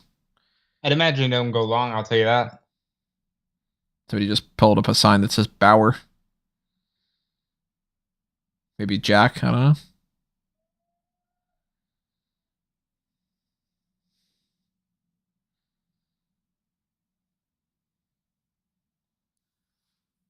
Oh, they're chanting JBL. Maybe people aren't feeling Cena. Well, there's a bit of a retort to it that I'm hearing. It sounds like there's JBL sucks, JBL sucks, JBL, like that kind of thing. We're definitely not in the let's go Cena, Cena sucks thing. That would come eventually. Mm-hmm. And become the norm. Yeah. I think that that's the worst thing that John Cena introduced. Well, That idea of it's not his fault. it's okay if they're making Oh, noise. yeah, that, yeah. Because that wasn't the case. There wasn't a whole this like contingent of, well, if they're not cheering Stone Cold or Hulk Hogan or whatever, but as long as they're making noise, then that's all. They didn't do that. You know what I think it is? And as much as I love these two guys, and they're both on my Mount Rushmore of personal favorites, it's the Shawn and Hunter effect of they're not beloved by everybody. So it's okay for them.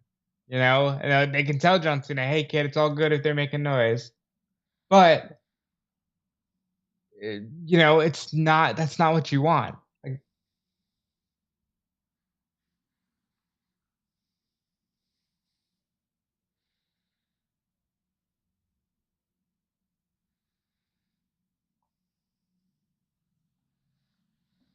Did you see that little logo that John Cena has on his wristband? That classic WW? Yep. That's the only type of logo that I'd want them to, if they were to change the one that they use now, that's the only one that I would want them to change back to. But then again, they that's can't do that. too old. That's too 80s. Right. Although I love the 80s.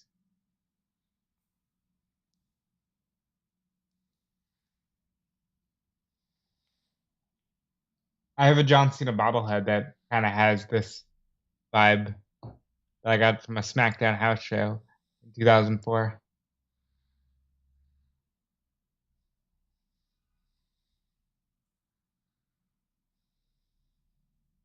I was more into Cena than anything else because I felt like he was going to be the next Stone Cold because he was anti-authority and stuff like that. Yeah. You know, it's like their marketing worked on young me. If I were around your age bracket and watching at this time, I don't know who I'd end up being more behind. But it's also weird because like Cena doesn't fully connect with me because like hip hop culture was not my thing as a kid. So I was also like that. So like when Edge came up against Cena, I was very much like, yeah, fuck John Cena. Like I could see that being the case for me, yeah, because I was never a hip hop type of guy. There's good songs and stuff, obviously, but that like the culture itself, like it, yeah, I'm painfully not like that. You're painfully white. Very much so, and just like reserved and not as charismatic and whatnot. Like,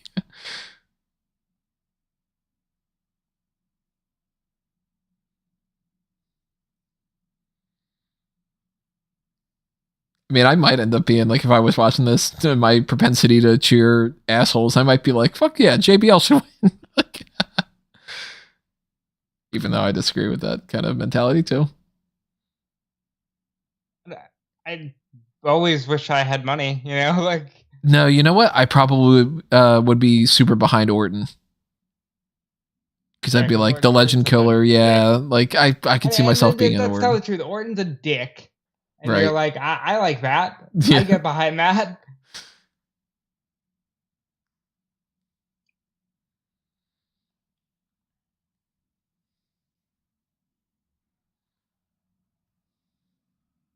I hear boring, Chance.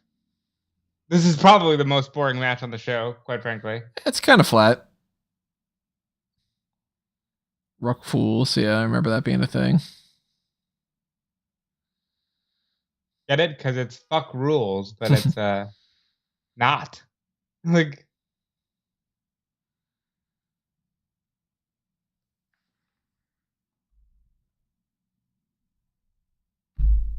I remember it was the Teenage Choice Awards, or whatever they call those things. Kids' Choice? But like, no, it wasn't the Kids' Choice, because it was like specifically like the teen or whatever. That John Cena was like the most popular star, and that was the first time I learned like, oh, John Cena's got like young fans that like love this dude.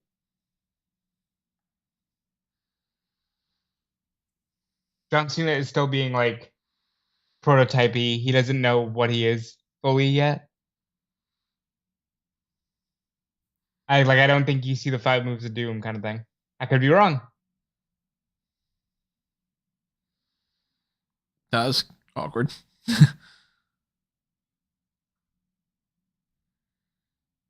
He didn't do the 2 shoulder blocks. He did and he didn't even do that as clean as he normally does. Crazy.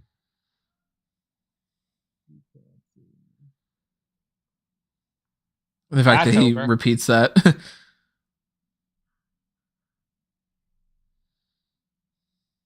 How'd they never change that? Never change what? Oh, he pumped up the shoes. Yeah, you gotta pump up. Duck. F you. It's over that quickly. Yep. That's a good way to put over, too. He gets this move once.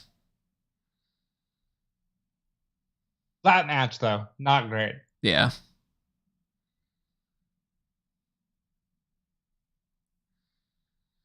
Not great. What, the John Cena? I know. I love that. I fucking love Chimmel. Because that's flat, too. The John Cena. Not John.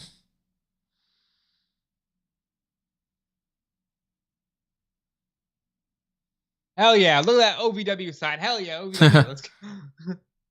That's his brother, I guess? Or maybe not. I hope. Maybe just some random dude. Dude, can you imagine? That's not even the era of cell phones. Like, I held the belt. I held the belt.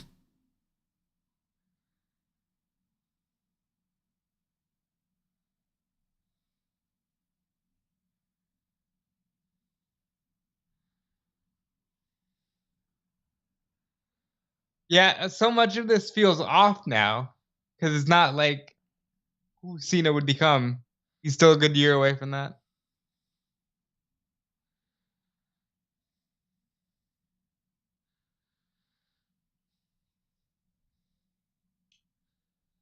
He does the biting the championship thing. It's like, is this real? You know? I hope he has the belt with the bite marks.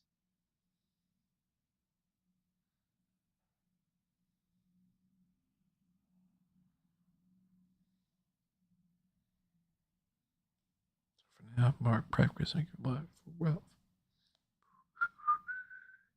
Catchy ass song. I'm trying to see what kind of boxers he was wearing. Couldn't see the branding on that. Yeah, I don't know. The blackout thing. Go into the Hall of Fame.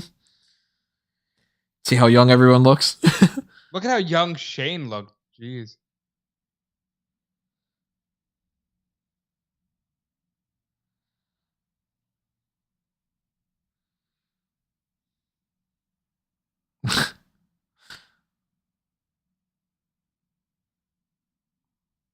This is a class. Iron Sheik's still just being chic on Twitter these days.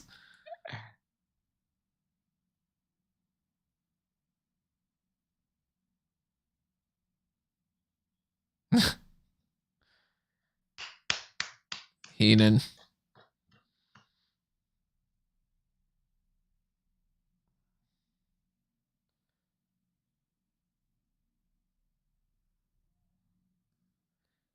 Jimmy Hart always seems like such a fucking nice guy, doesn't he? Yeah.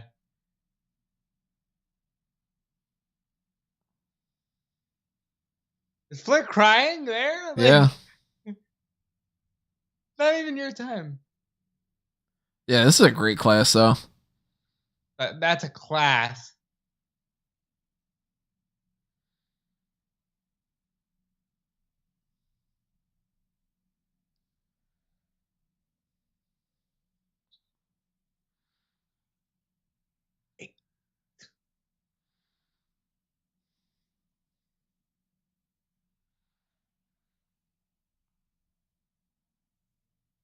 Hell yeah. Like, Yeah, it's Hulk Hogan.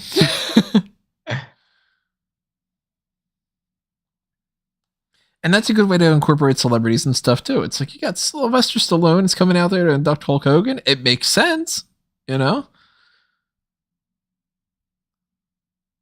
Could have been Mr. T. Would have made more sense. here's a chant you won't hear now. Yeah.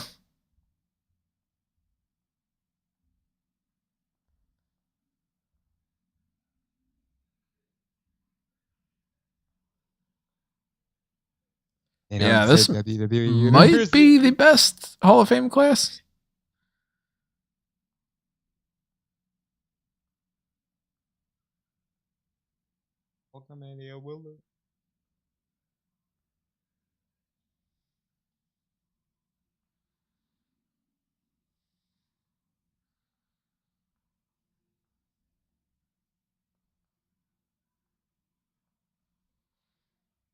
Hell Eugene. yeah.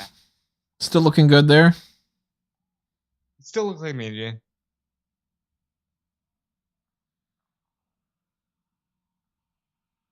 I love this.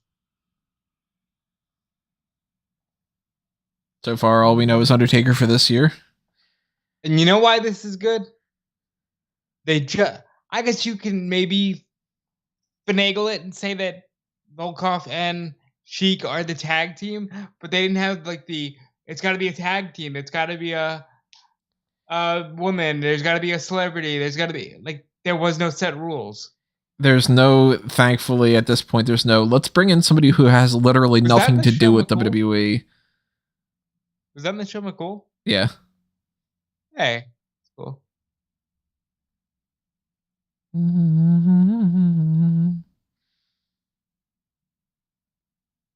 There's Candace. Ah.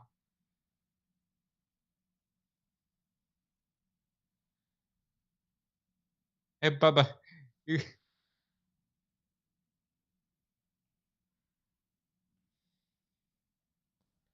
Iron Sheik's a fucking maniac.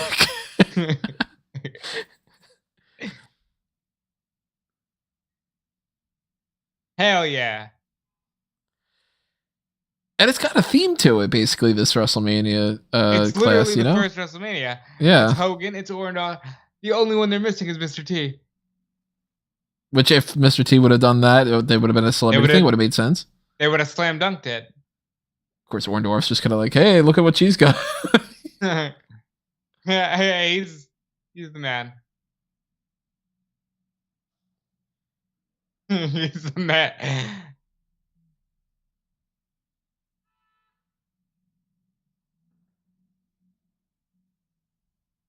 Boo this man. Boo this man. He just tried to cost the Undertaker. Maria. God, she looks young too. Wow. Damn right, you sell that neck.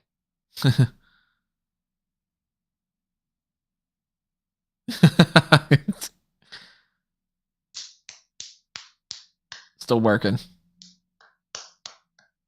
Love it.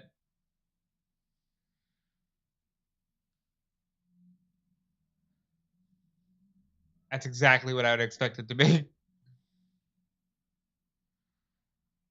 Why are they making the girls do this? Joy Giovanni, right? Yeah. Why are they making the girls do this? Like, It's something for them to do, I guess. I guess so.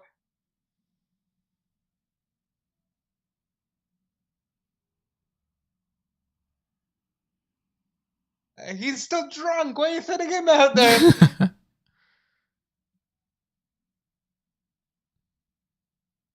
Jeez, Tori.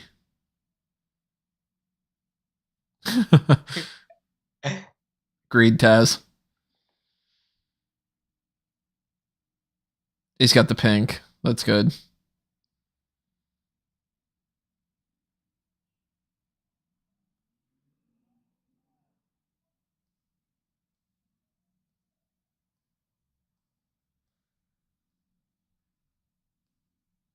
Why are you sending him back? They should have done this earlier in the show. This should have been like the second thing they did.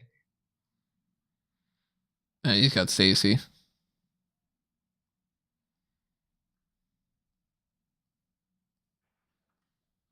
He's like, my wife's in the crowd, so I'm not gonna like. Do you think that Hogan was like, I have to request a blonde? Well, it's not like they were short on them. How does his son not know how to clap? Did you notice that?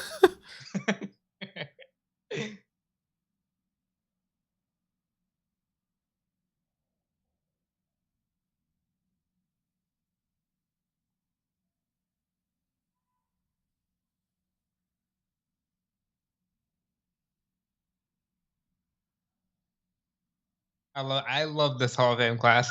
I think it's the best one. It's hard to argue against that being a top class because everybody's got a reason to be there. It's not Eric LeGrand or God, what's her name? Hoda? What was her name? Or Did something? they give No, Hoda the Warrior Award? I forget whoever it was. But it's just like, oh, this person did a lot of charity work and has nothing to do with WWE. What the fuck? Why? Honor them in a different way. You don't have to honor in the middle. They shouldn't be a part of anything. But if they do something at WWE, at the very least. And Eric LeGrand talking about, hey, I used to play the video game a lot. Yeah, but I feel bad. Like, if you want to honor them, at least that's fine. But they have taken it too far away. Because now it's like, here's the legacy awards for like all these people that we'll never be able to fully talk about.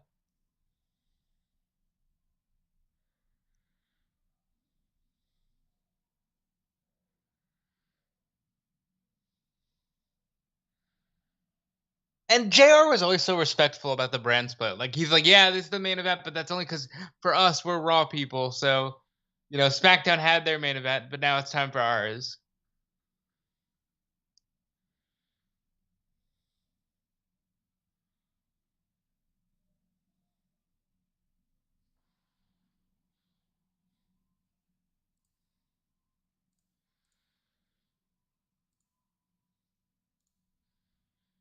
That's something you wouldn't see today.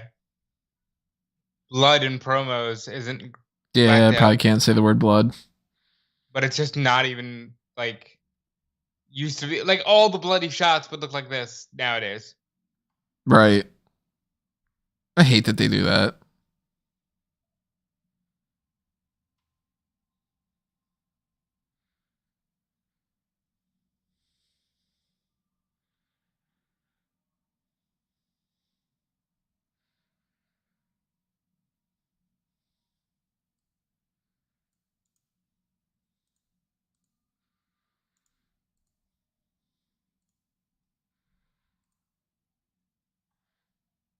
And it's a good story. Like we've talked about recently.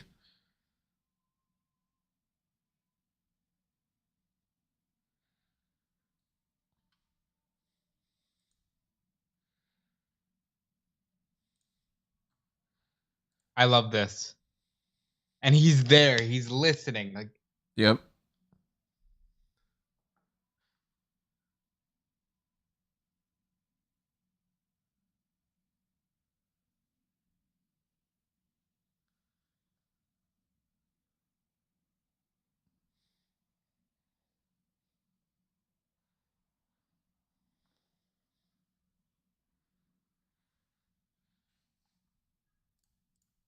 I'm sure if I were watching it just in this time, and of course I don't know how things are going to play out, I'm sure I would have been really invested in the idea of, okay, let's go with Batista.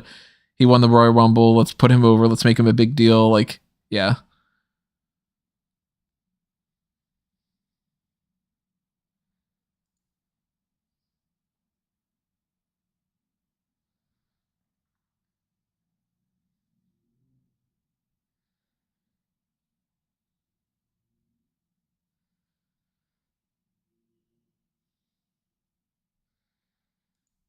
Such a good shot.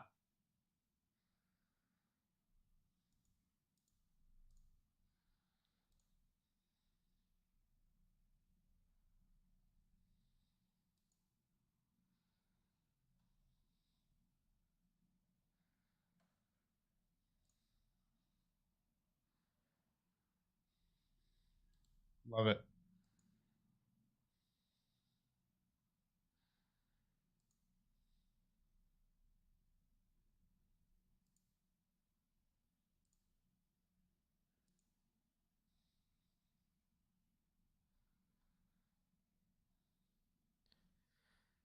It's all about the game and how you play it. It's all about the game and how you play it. He's gonna just. They recorded it once and never did it again, and I love it. I love that they just say whatever they want. It's awful.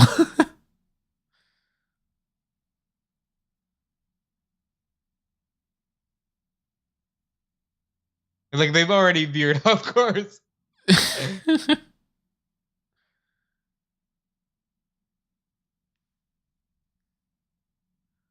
It's awful.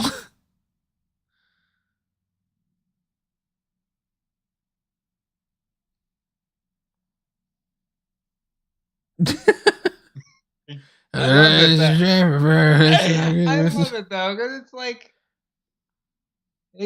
that's rock and roll, you know. Like it's just, I don't know. I know that eventually you're gonna play the game and take it. It's terrible. But it works. They're playing their instruments. Maybe. It's all about the game, and if you can play it, if it's a game, and then you play it. If you play the game, then you play it. It's a game, and then you've played it. I never liked heels getting good entrances, but this is a good entrance for him.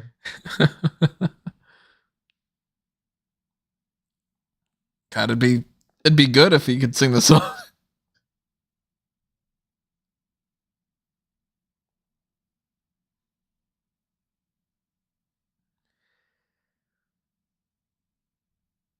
You got that right?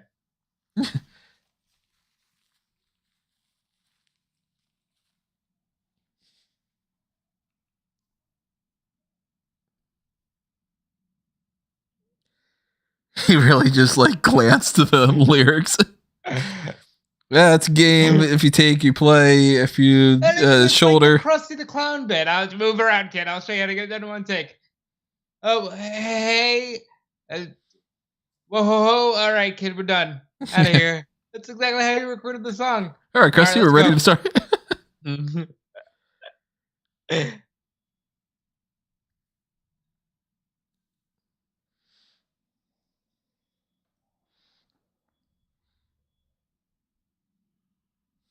Peter says, "Why is Motorhead not in the Hall of Fame? I bet that they'd get released because the Triple H guy."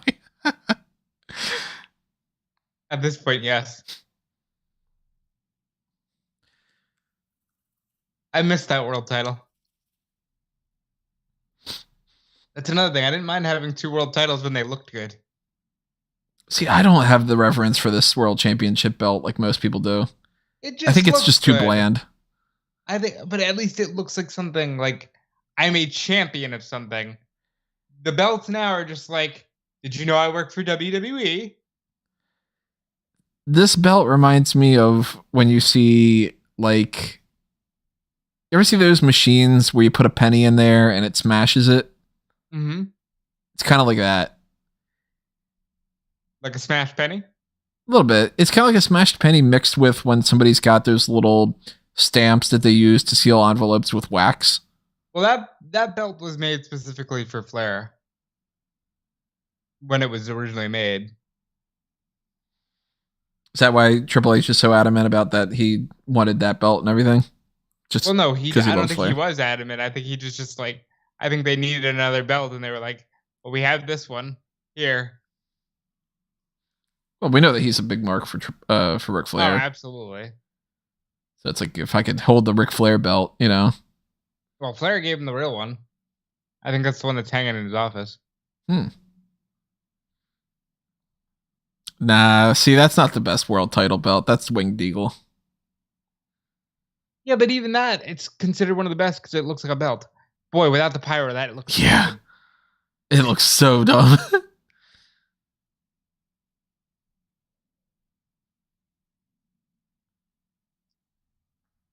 Like, not any pyro at all for him. He's going to win the main event. Doesn't matter. They were very simple at this time. And you know what, though? It still felt like a Mania in every way.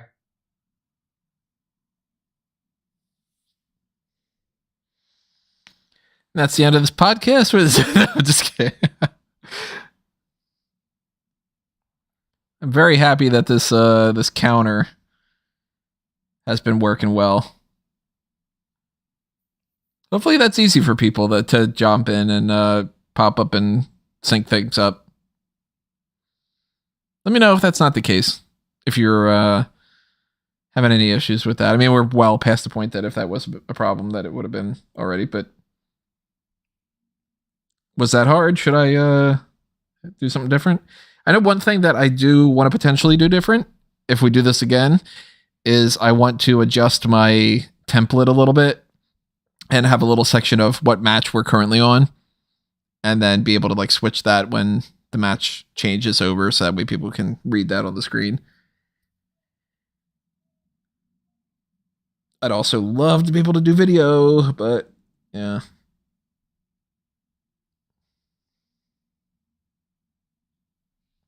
Wow, Kyoto's calling it. Is he checking him?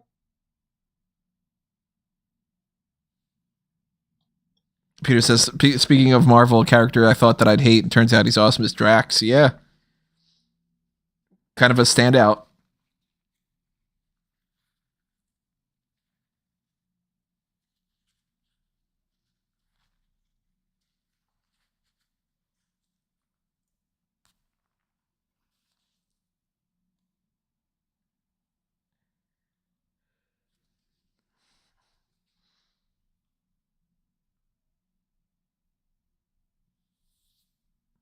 Yes.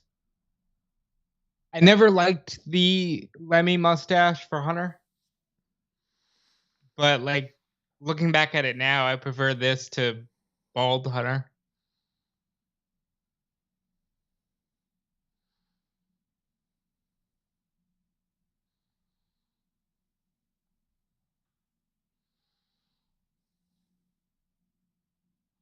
Doesn't this still feel like WrestleMania? Like, despite the fact that it was in a smaller venue and there wasn't like a million distractions. I mean, it looks like it's the type of thing that would be a WrestleMania main event, yeah. Like the whole card, though.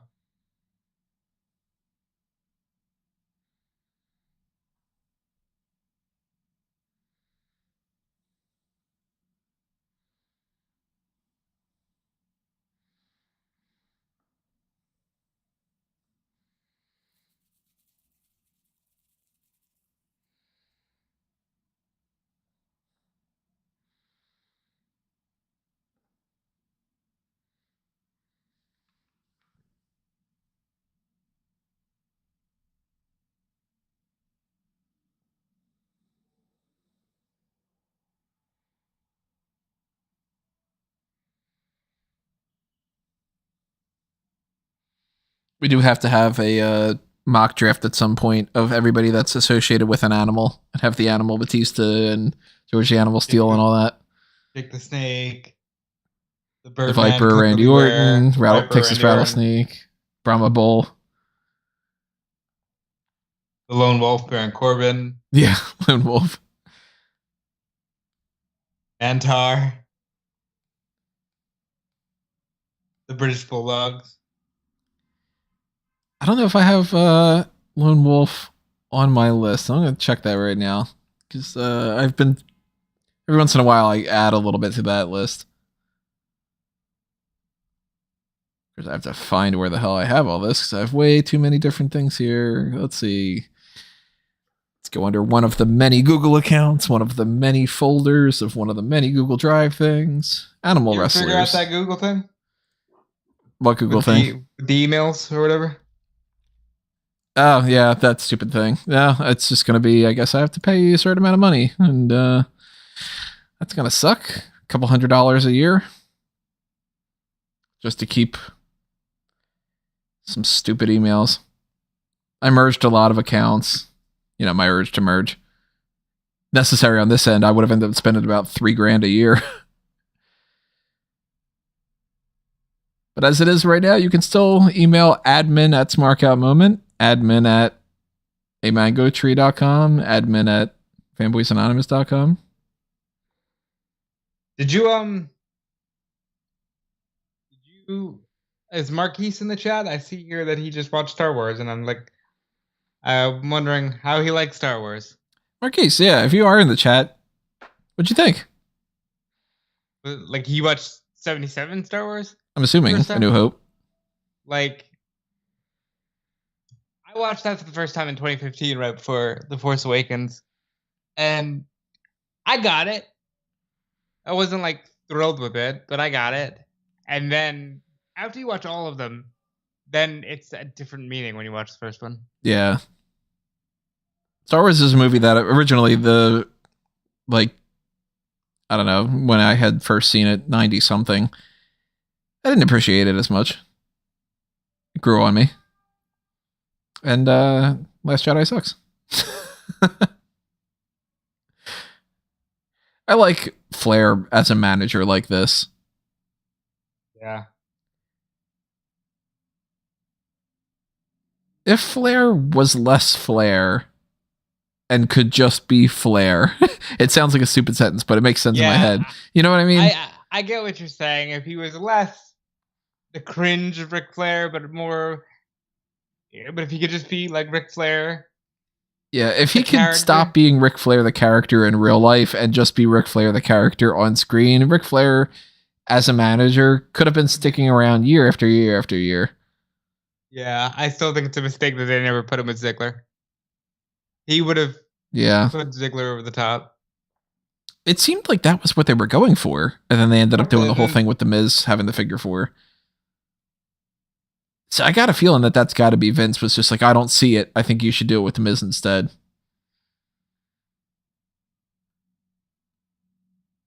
Peter says, after Marvel, we're watching Star Wars. Never seen that either. Man, you got to get on it. Peter! Is that Aaron Solo in the crowd? Where? The guy looked just like Aaron Solo. I mean, probably not. He is in the Bay Area.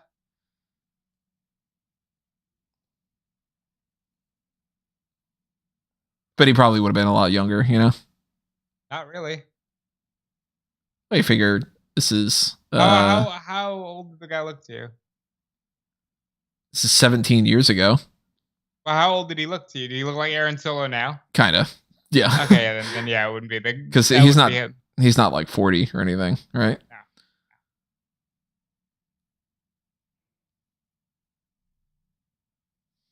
You don't see chokes anymore, but I think that was a Benoit mandate.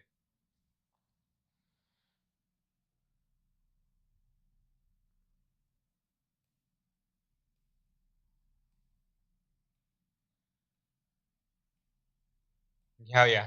Hell yeah. Get him.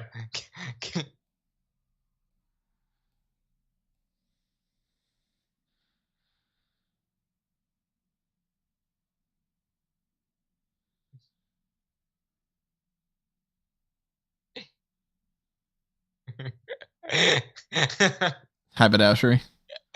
Just the whole thing. We're not talking about a haberdashery. What do you think he did with his coat? He got hot? Look.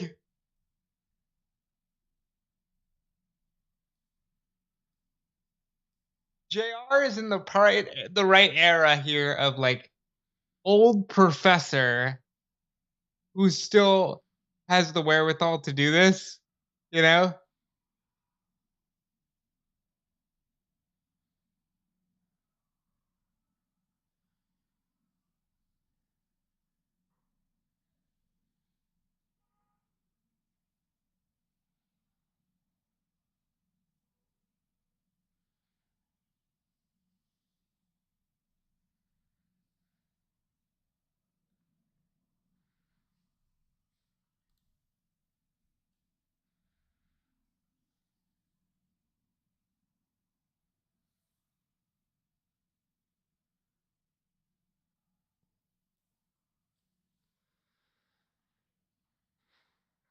Remember, everybody, vote on the Smark Madness tournament. I don't know why I didn't plug that earlier. Best video game, right? Best WWE video game of all time so far, outside of WWE 2K22. Since we are in the main event, I might as well plug the other things too, just as a reminder. That won't land on the list if I have my guess. Probably not. Well, there's going to be at the end of the tournament, I'm going to have questions of if you've had a chance to play 2K22, would you vote for that over the winning thing? And what's your favorite game outside of WWE? And a couple other kind of post-tournament questions in the main event thing. I've been liking doing that where instead of it just like this person versus this person, that's your final poll. I like doing and here's supplemental polls. I'm so like next week is gonna be so rad, dude. Batman, Revolution, the wrestling game coming out. Like that's a fun week. I'm getting a new washer and dryer, so I won't have to walk down the hallway to the dryer. You should get a new refrigerator too. How big's your fridge? Not big enough. Yeah, you need a bigger fridge. Need a bigger kitchen to be able to fit a bigger fridge. That's true. You live in New York, but you know what? I know you. You need a big fridge.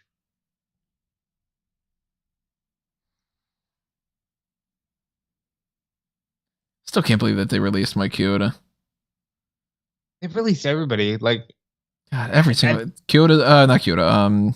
Chimmel. Chimmel's apparently working at Trader Joe's now. Yep. Is he at least a manager? I imagine so.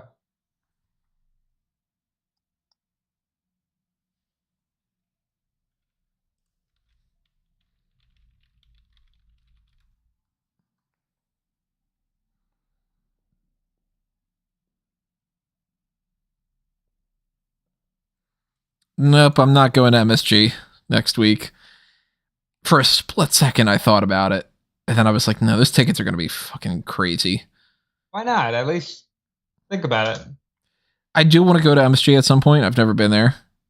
And yeah, you should go then. I do really want to go see some kind of a show in New York. I almost went to an XFL game even. Because I was just like, I've never been to an XFL game. Why not? Let me try that. And of course, that didn't happen. But I wanted to go to that. I'm not going to Revolution, and I think that's a mistake. But I really think that one of the reasons I'm not even trying is like, I don't really want to do the 2-hour media stuff afterwards. Like, I would just want to be like, all right, I did the show, leaving, going home. And I know for a fact I would be able to just go home and chill. Because I just saw former writer for Smark Moment, Gabby, is going to Revolution. I'm like, I really should be doing that. But,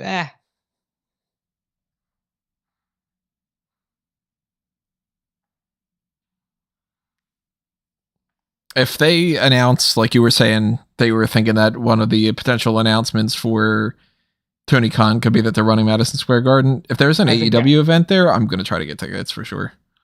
I think it will be. I really do.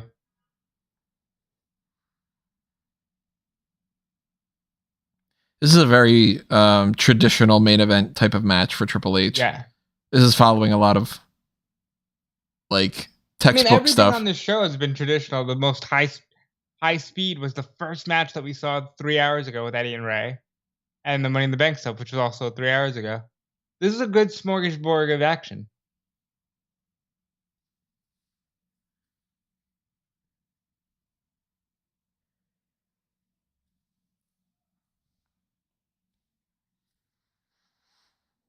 Is Charles still there? Charles Robinson? Yeah. Oh, Charles Robinson. I'm like, wait a minute, Charles. Yeah, Robinson's still there. Robinson and John Cone, I think, are the two senior referees. Yeah. Although John Cone also works behind the scenes in some capacity. I don't remember exactly what he does.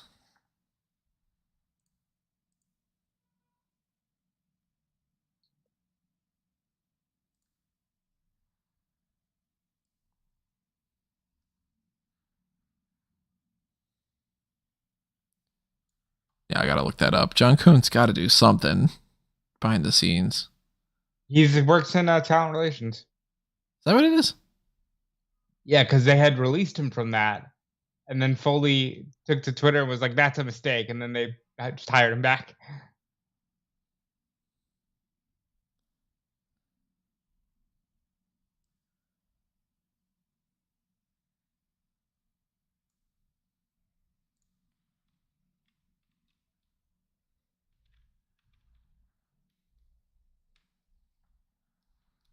At least on Wiki, he's only listed as a referee.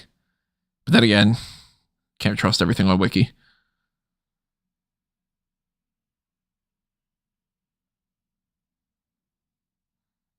Still to this day, like, more than anything, if I think Charles Robinson, I think running down to the ring at WrestleMania 24. It's one of my favorite moments.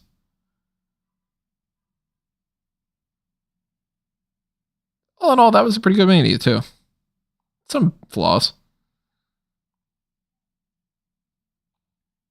I think all the Ruthless Aggression Manias were like the last really fun Manias. I think once you get into like the Rock stuff, where they really establish part-time guys, that was the death for me. Well, I've said a million times how much I was disappointed with WrestleMania 29. Like, I think 27 is the start of the change, where the whole show was built around a guy who wasn't even wrestling. And, like, yeah, they're Taker and Hunter, so it was different. But, like, even that match was just two part-time guys who wouldn't have a single thing to do for the rest of the year. And see, this is where I complain about a lot of stuff. Not the fact that he's going to do this move on the steel steps, but like, because Triple H versus Batista hadn't been done before, and it was a good enough story of taking someone and, oh, that's such a dangerous thing to do. You're rolling yourself on the back there and all that. They told a good story. They had What Batista. Fuck. They had Batista win the Royal Rumble. He is a credible challenger because he's had all these months to build up this kind of reputation, and he looks like a beast, so of course he's going to have that. You've got these elements that work. You can just have a regular match here, and then you can do in the follow-ups, okay, they're going to fight in a steel cage match. They're going to have a street fight. They're going to whatever. Because then they did the right. They did what, 2 more matches afterward, right? Yeah, he just wrestles him at Backlash, and then he wrestles him in Hell in a Cell after that.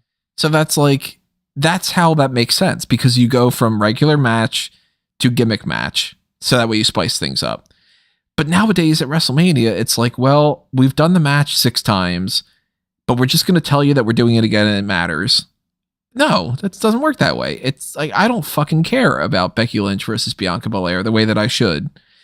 And then the only way that they ever get around it is they end up running into scenarios where they're like, okay, well, this match at Mania is now no holds barred because we need to add something extra to it. And then they run it back again, of course, at the next pay-per-view anyway, and just do a regular match. And it's just, it's like they forgot how to do it. Run it back. I don't think they're running back Lesnar and Roman. No, but I think they're going to do it with Becky and Bianca. I would assume they were going to do it with Ronda and Flair too. Ronda and Flair, I can see it. Becky and Bianca, I don't think so. Like, I'd be so much more invested in WrestleMania this year if we had more of like this kind of thing. Stuck pig. That's another line. Another good JR one. Bleeding like a stuck pig.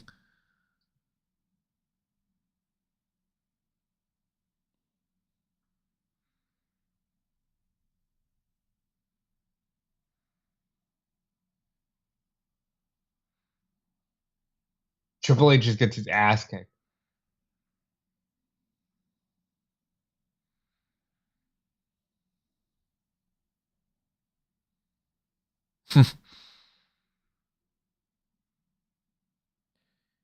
Heel or face? Batista. Face. I agree. I don't like the give me what I want heel and the spotlight heel. I mean, I liked And that kind of switching things up a little bit, but in the long run, I like Batista better as a babyface. Triple H? Heel, obviously. Tweener. Specifically heel before the DX reunion. Like, I hate that, like, when they just started doing the crotch chops again, and it just became okay. They didn't do those for years.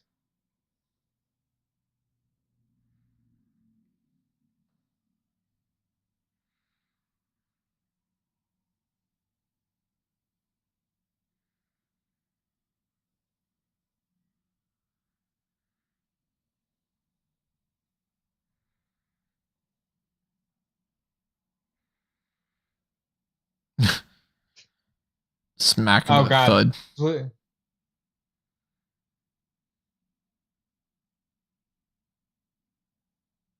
Referee jumping.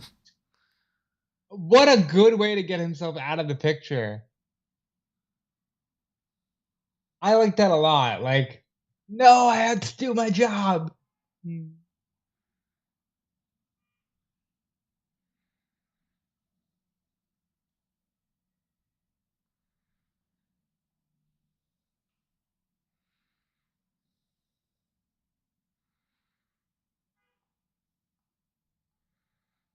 Going for a low blow. They completely, like, Batista decimates.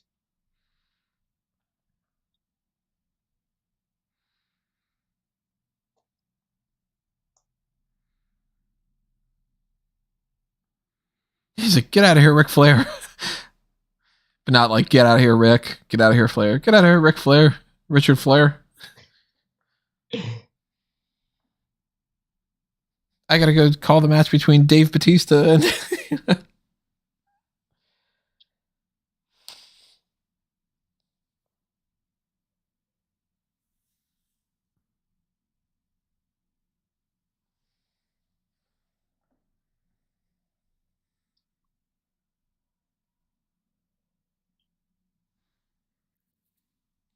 one of the better spine busters. Yeah, it's spine busters from Arn Anderson, The Rock, Booker T, Batista. There's the low blow. Knew it was going to be a low blow at some point. He's selling it well. Just that.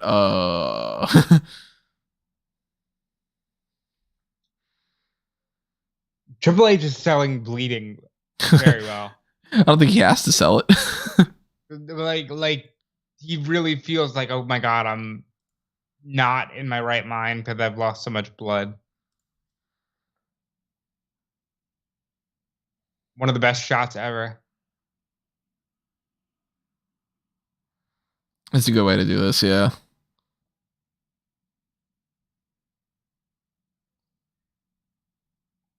That's such a good way of selling Batista being a powerhouse. And Triple H is scared to death. Like, the whole thing is just great.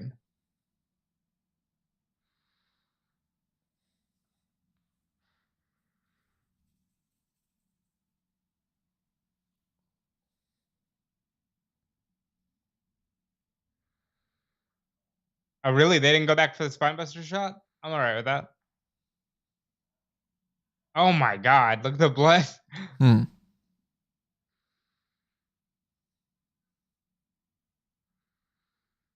And rock solid Batista bomb. Rock solid pin.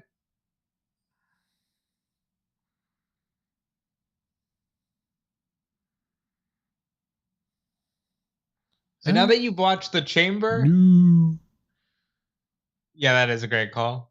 Now that you watched the Chamber match, the Rumble match, and this, how do you feel about Batista?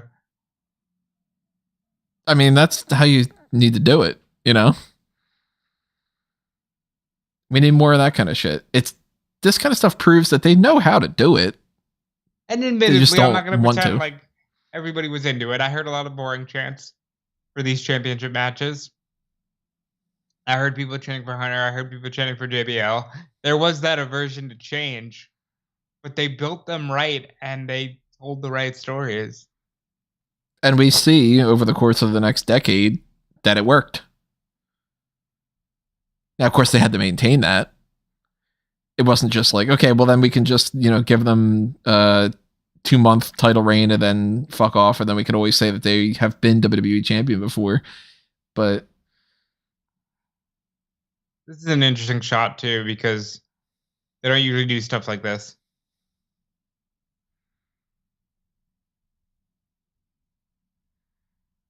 Where Triple H is just like out of it. My God, you're getting your blood on everything. Hunter, please. I'm sure Flair can afford to buy a new shirt. No, he couldn't. The man was in financial issues for many of his years. And there's the pyro. I love those. And look, nobody's getting pyro all over them and getting hurt. Like at WrestleMania sign this year. Leaking. That's always a good shot of Batista. That's one of the iconic shots.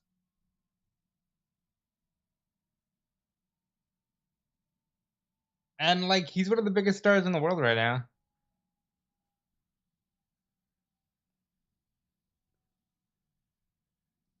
Now we're going to get some, outtakes? No, I think we're going to get a recap. Okay. They don't do this anymore. No, they do not.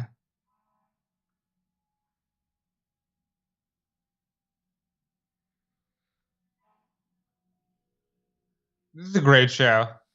They should do these kind of things.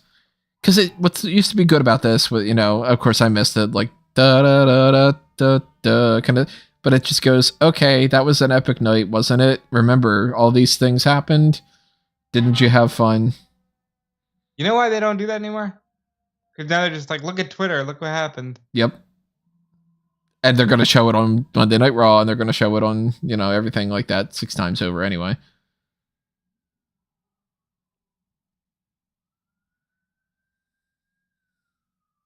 It is awkward these days that it just sort of ends, and it's just kind of graphic comes up, and then they just switch over, and then it ends up being all right, well, that was WrestleMania, everybody. Now we're going to go into an episode of, I don't know, a rerun of... Ride along. Yeah, or well, I mean, not even anymore, but we're going to switch over to the bump.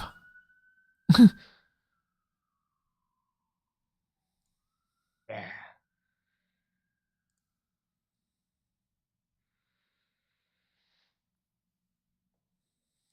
Okay, clearly the years of editing has made it a little odd with these weird cuts, but yeah, now they're showing the match highlights.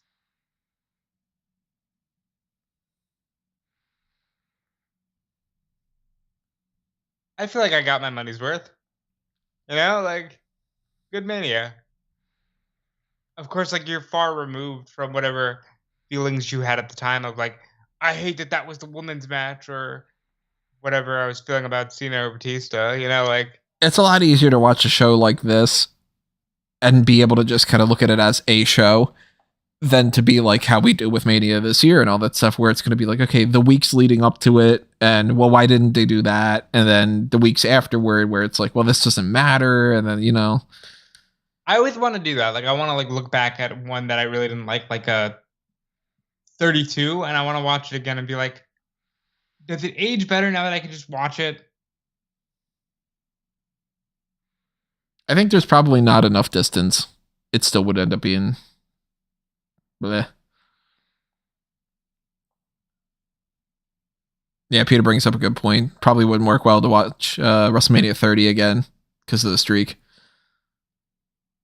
Yeah.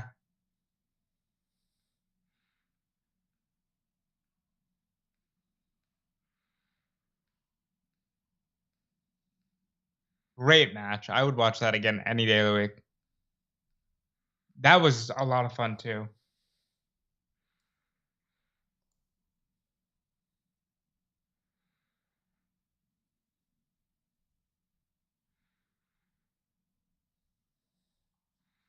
What about 27 or 29? I don't know. I mean, I feel like I would still look at 27 and go, yeah, there's just not enough here. There's not enough star power. Because again, like I said, when you started having to rely on these people who weren't full time, again, this is a full time Undertaker that fought Randy Orton. You know, he'll be on SmackDown this week. yeah, the Sunny News. Unfortunately, you could see that happening from a mile away, right? Yeah, poor thing. Now, granted, this post WrestleMania highlight reel kind of thing, it's kind of going on a little too long. They didn't need the first part. All they needed was this. Yeah.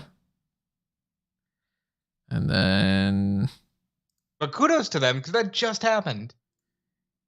That's why our time code has stopped, is because we are fading out to black. My Peacock feed is trying to watch WrestleMania 22. But yeah, that is WrestleMania 21. The Fannounce Table for it.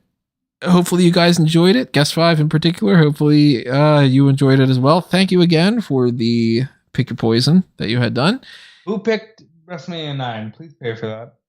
I think it was 1, 2, 3 in the chat. I'd watch Hulk Hogan beat Yokozuna. I would rewatch WrestleMania 9. I haven't rewatched that in a long, long time. It's been probably over a decade. But that's how it works. You pick your poison. You know, if you sponsor an episode and you can watch something like that. But these longer ones, I tried not to do them all that much. That's like one of the few kind of caveats of like, all right, people can't be like, okay, well, the pick your poison is watch all the manias in a row or something like that. You know, like there's a certain level of that. The mania ones are extremely long. Of course, the ones that are like the 7-hour ones, that couldn't be a regular pick your poison.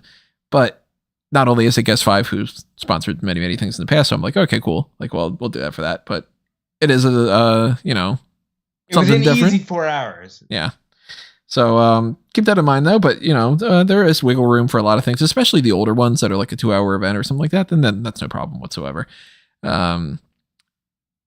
If you don't have the funds for that, but you do want to help out in some other kind of monetary way, there are the TeePublic and Redbubble shops. There's also the lower tiers on Patreon, even $1. It helps out a lot, you know, especially the more people that do it. That could be the difference of adding new things to the site or incorporating new equipment here. Like, you know, eventually I had bought that chaotic eyeball thing and stuff to try to get the sound quality going better. Maybe it's the type of thing that would make it to where we would start on time and I would have that extra 15 minutes to figure out OBS and stuff. You never really know. But there's that. There are the little thanks button things that are up on there. And so we got a couple likes in here. There's also the super chats for anybody that's doing these. And of course, on the non-monetary side of the stuff, if you want to help us out, make sure you're subscribed. Pass this along to people. Tell them about it. I know that like Peter's always tagging me on Facebook on Twitter when somebody's saying, what are some podcasts to listen to? And he's like, you know, check out Smark Moment. Always really appreciating that. And then, of course, follow us on Facebook and Twitter. Follow Fanboys Anonymous. Of course, we've talked Star Wars. We talked a little bit about Marvel. Always willing to talk more about that. And you will find everything over there on fanboysanonymous.com. You can find me at Tony Mango. And Rob mentioned Dude Felice all over the place. Yeah, you can check that stuff out. But most importantly, check out Fightful.com and Fightful Select. It is Revolution Week. Shawn will be in town for that. The Cody news. The everything that happens in the world of wrestling runs through Fightful, practically. So please check that out. And yeah, we will see you guys in the next one. Alrighty, guys, that'll do us in. I gotta stretch my back a little bit. Now it just popped. I don't know if that got going on the. You're lucky. I have been trying to I get a couple of cracks in there, and I haven't been able to. Mine, see, I'm not lucky because it pops even when I'm not planning on it. But anyway, we will see you next time, everybody. The next main event is going to be the Revolution breakdown, which will be, I'm assuming, on Wednesday.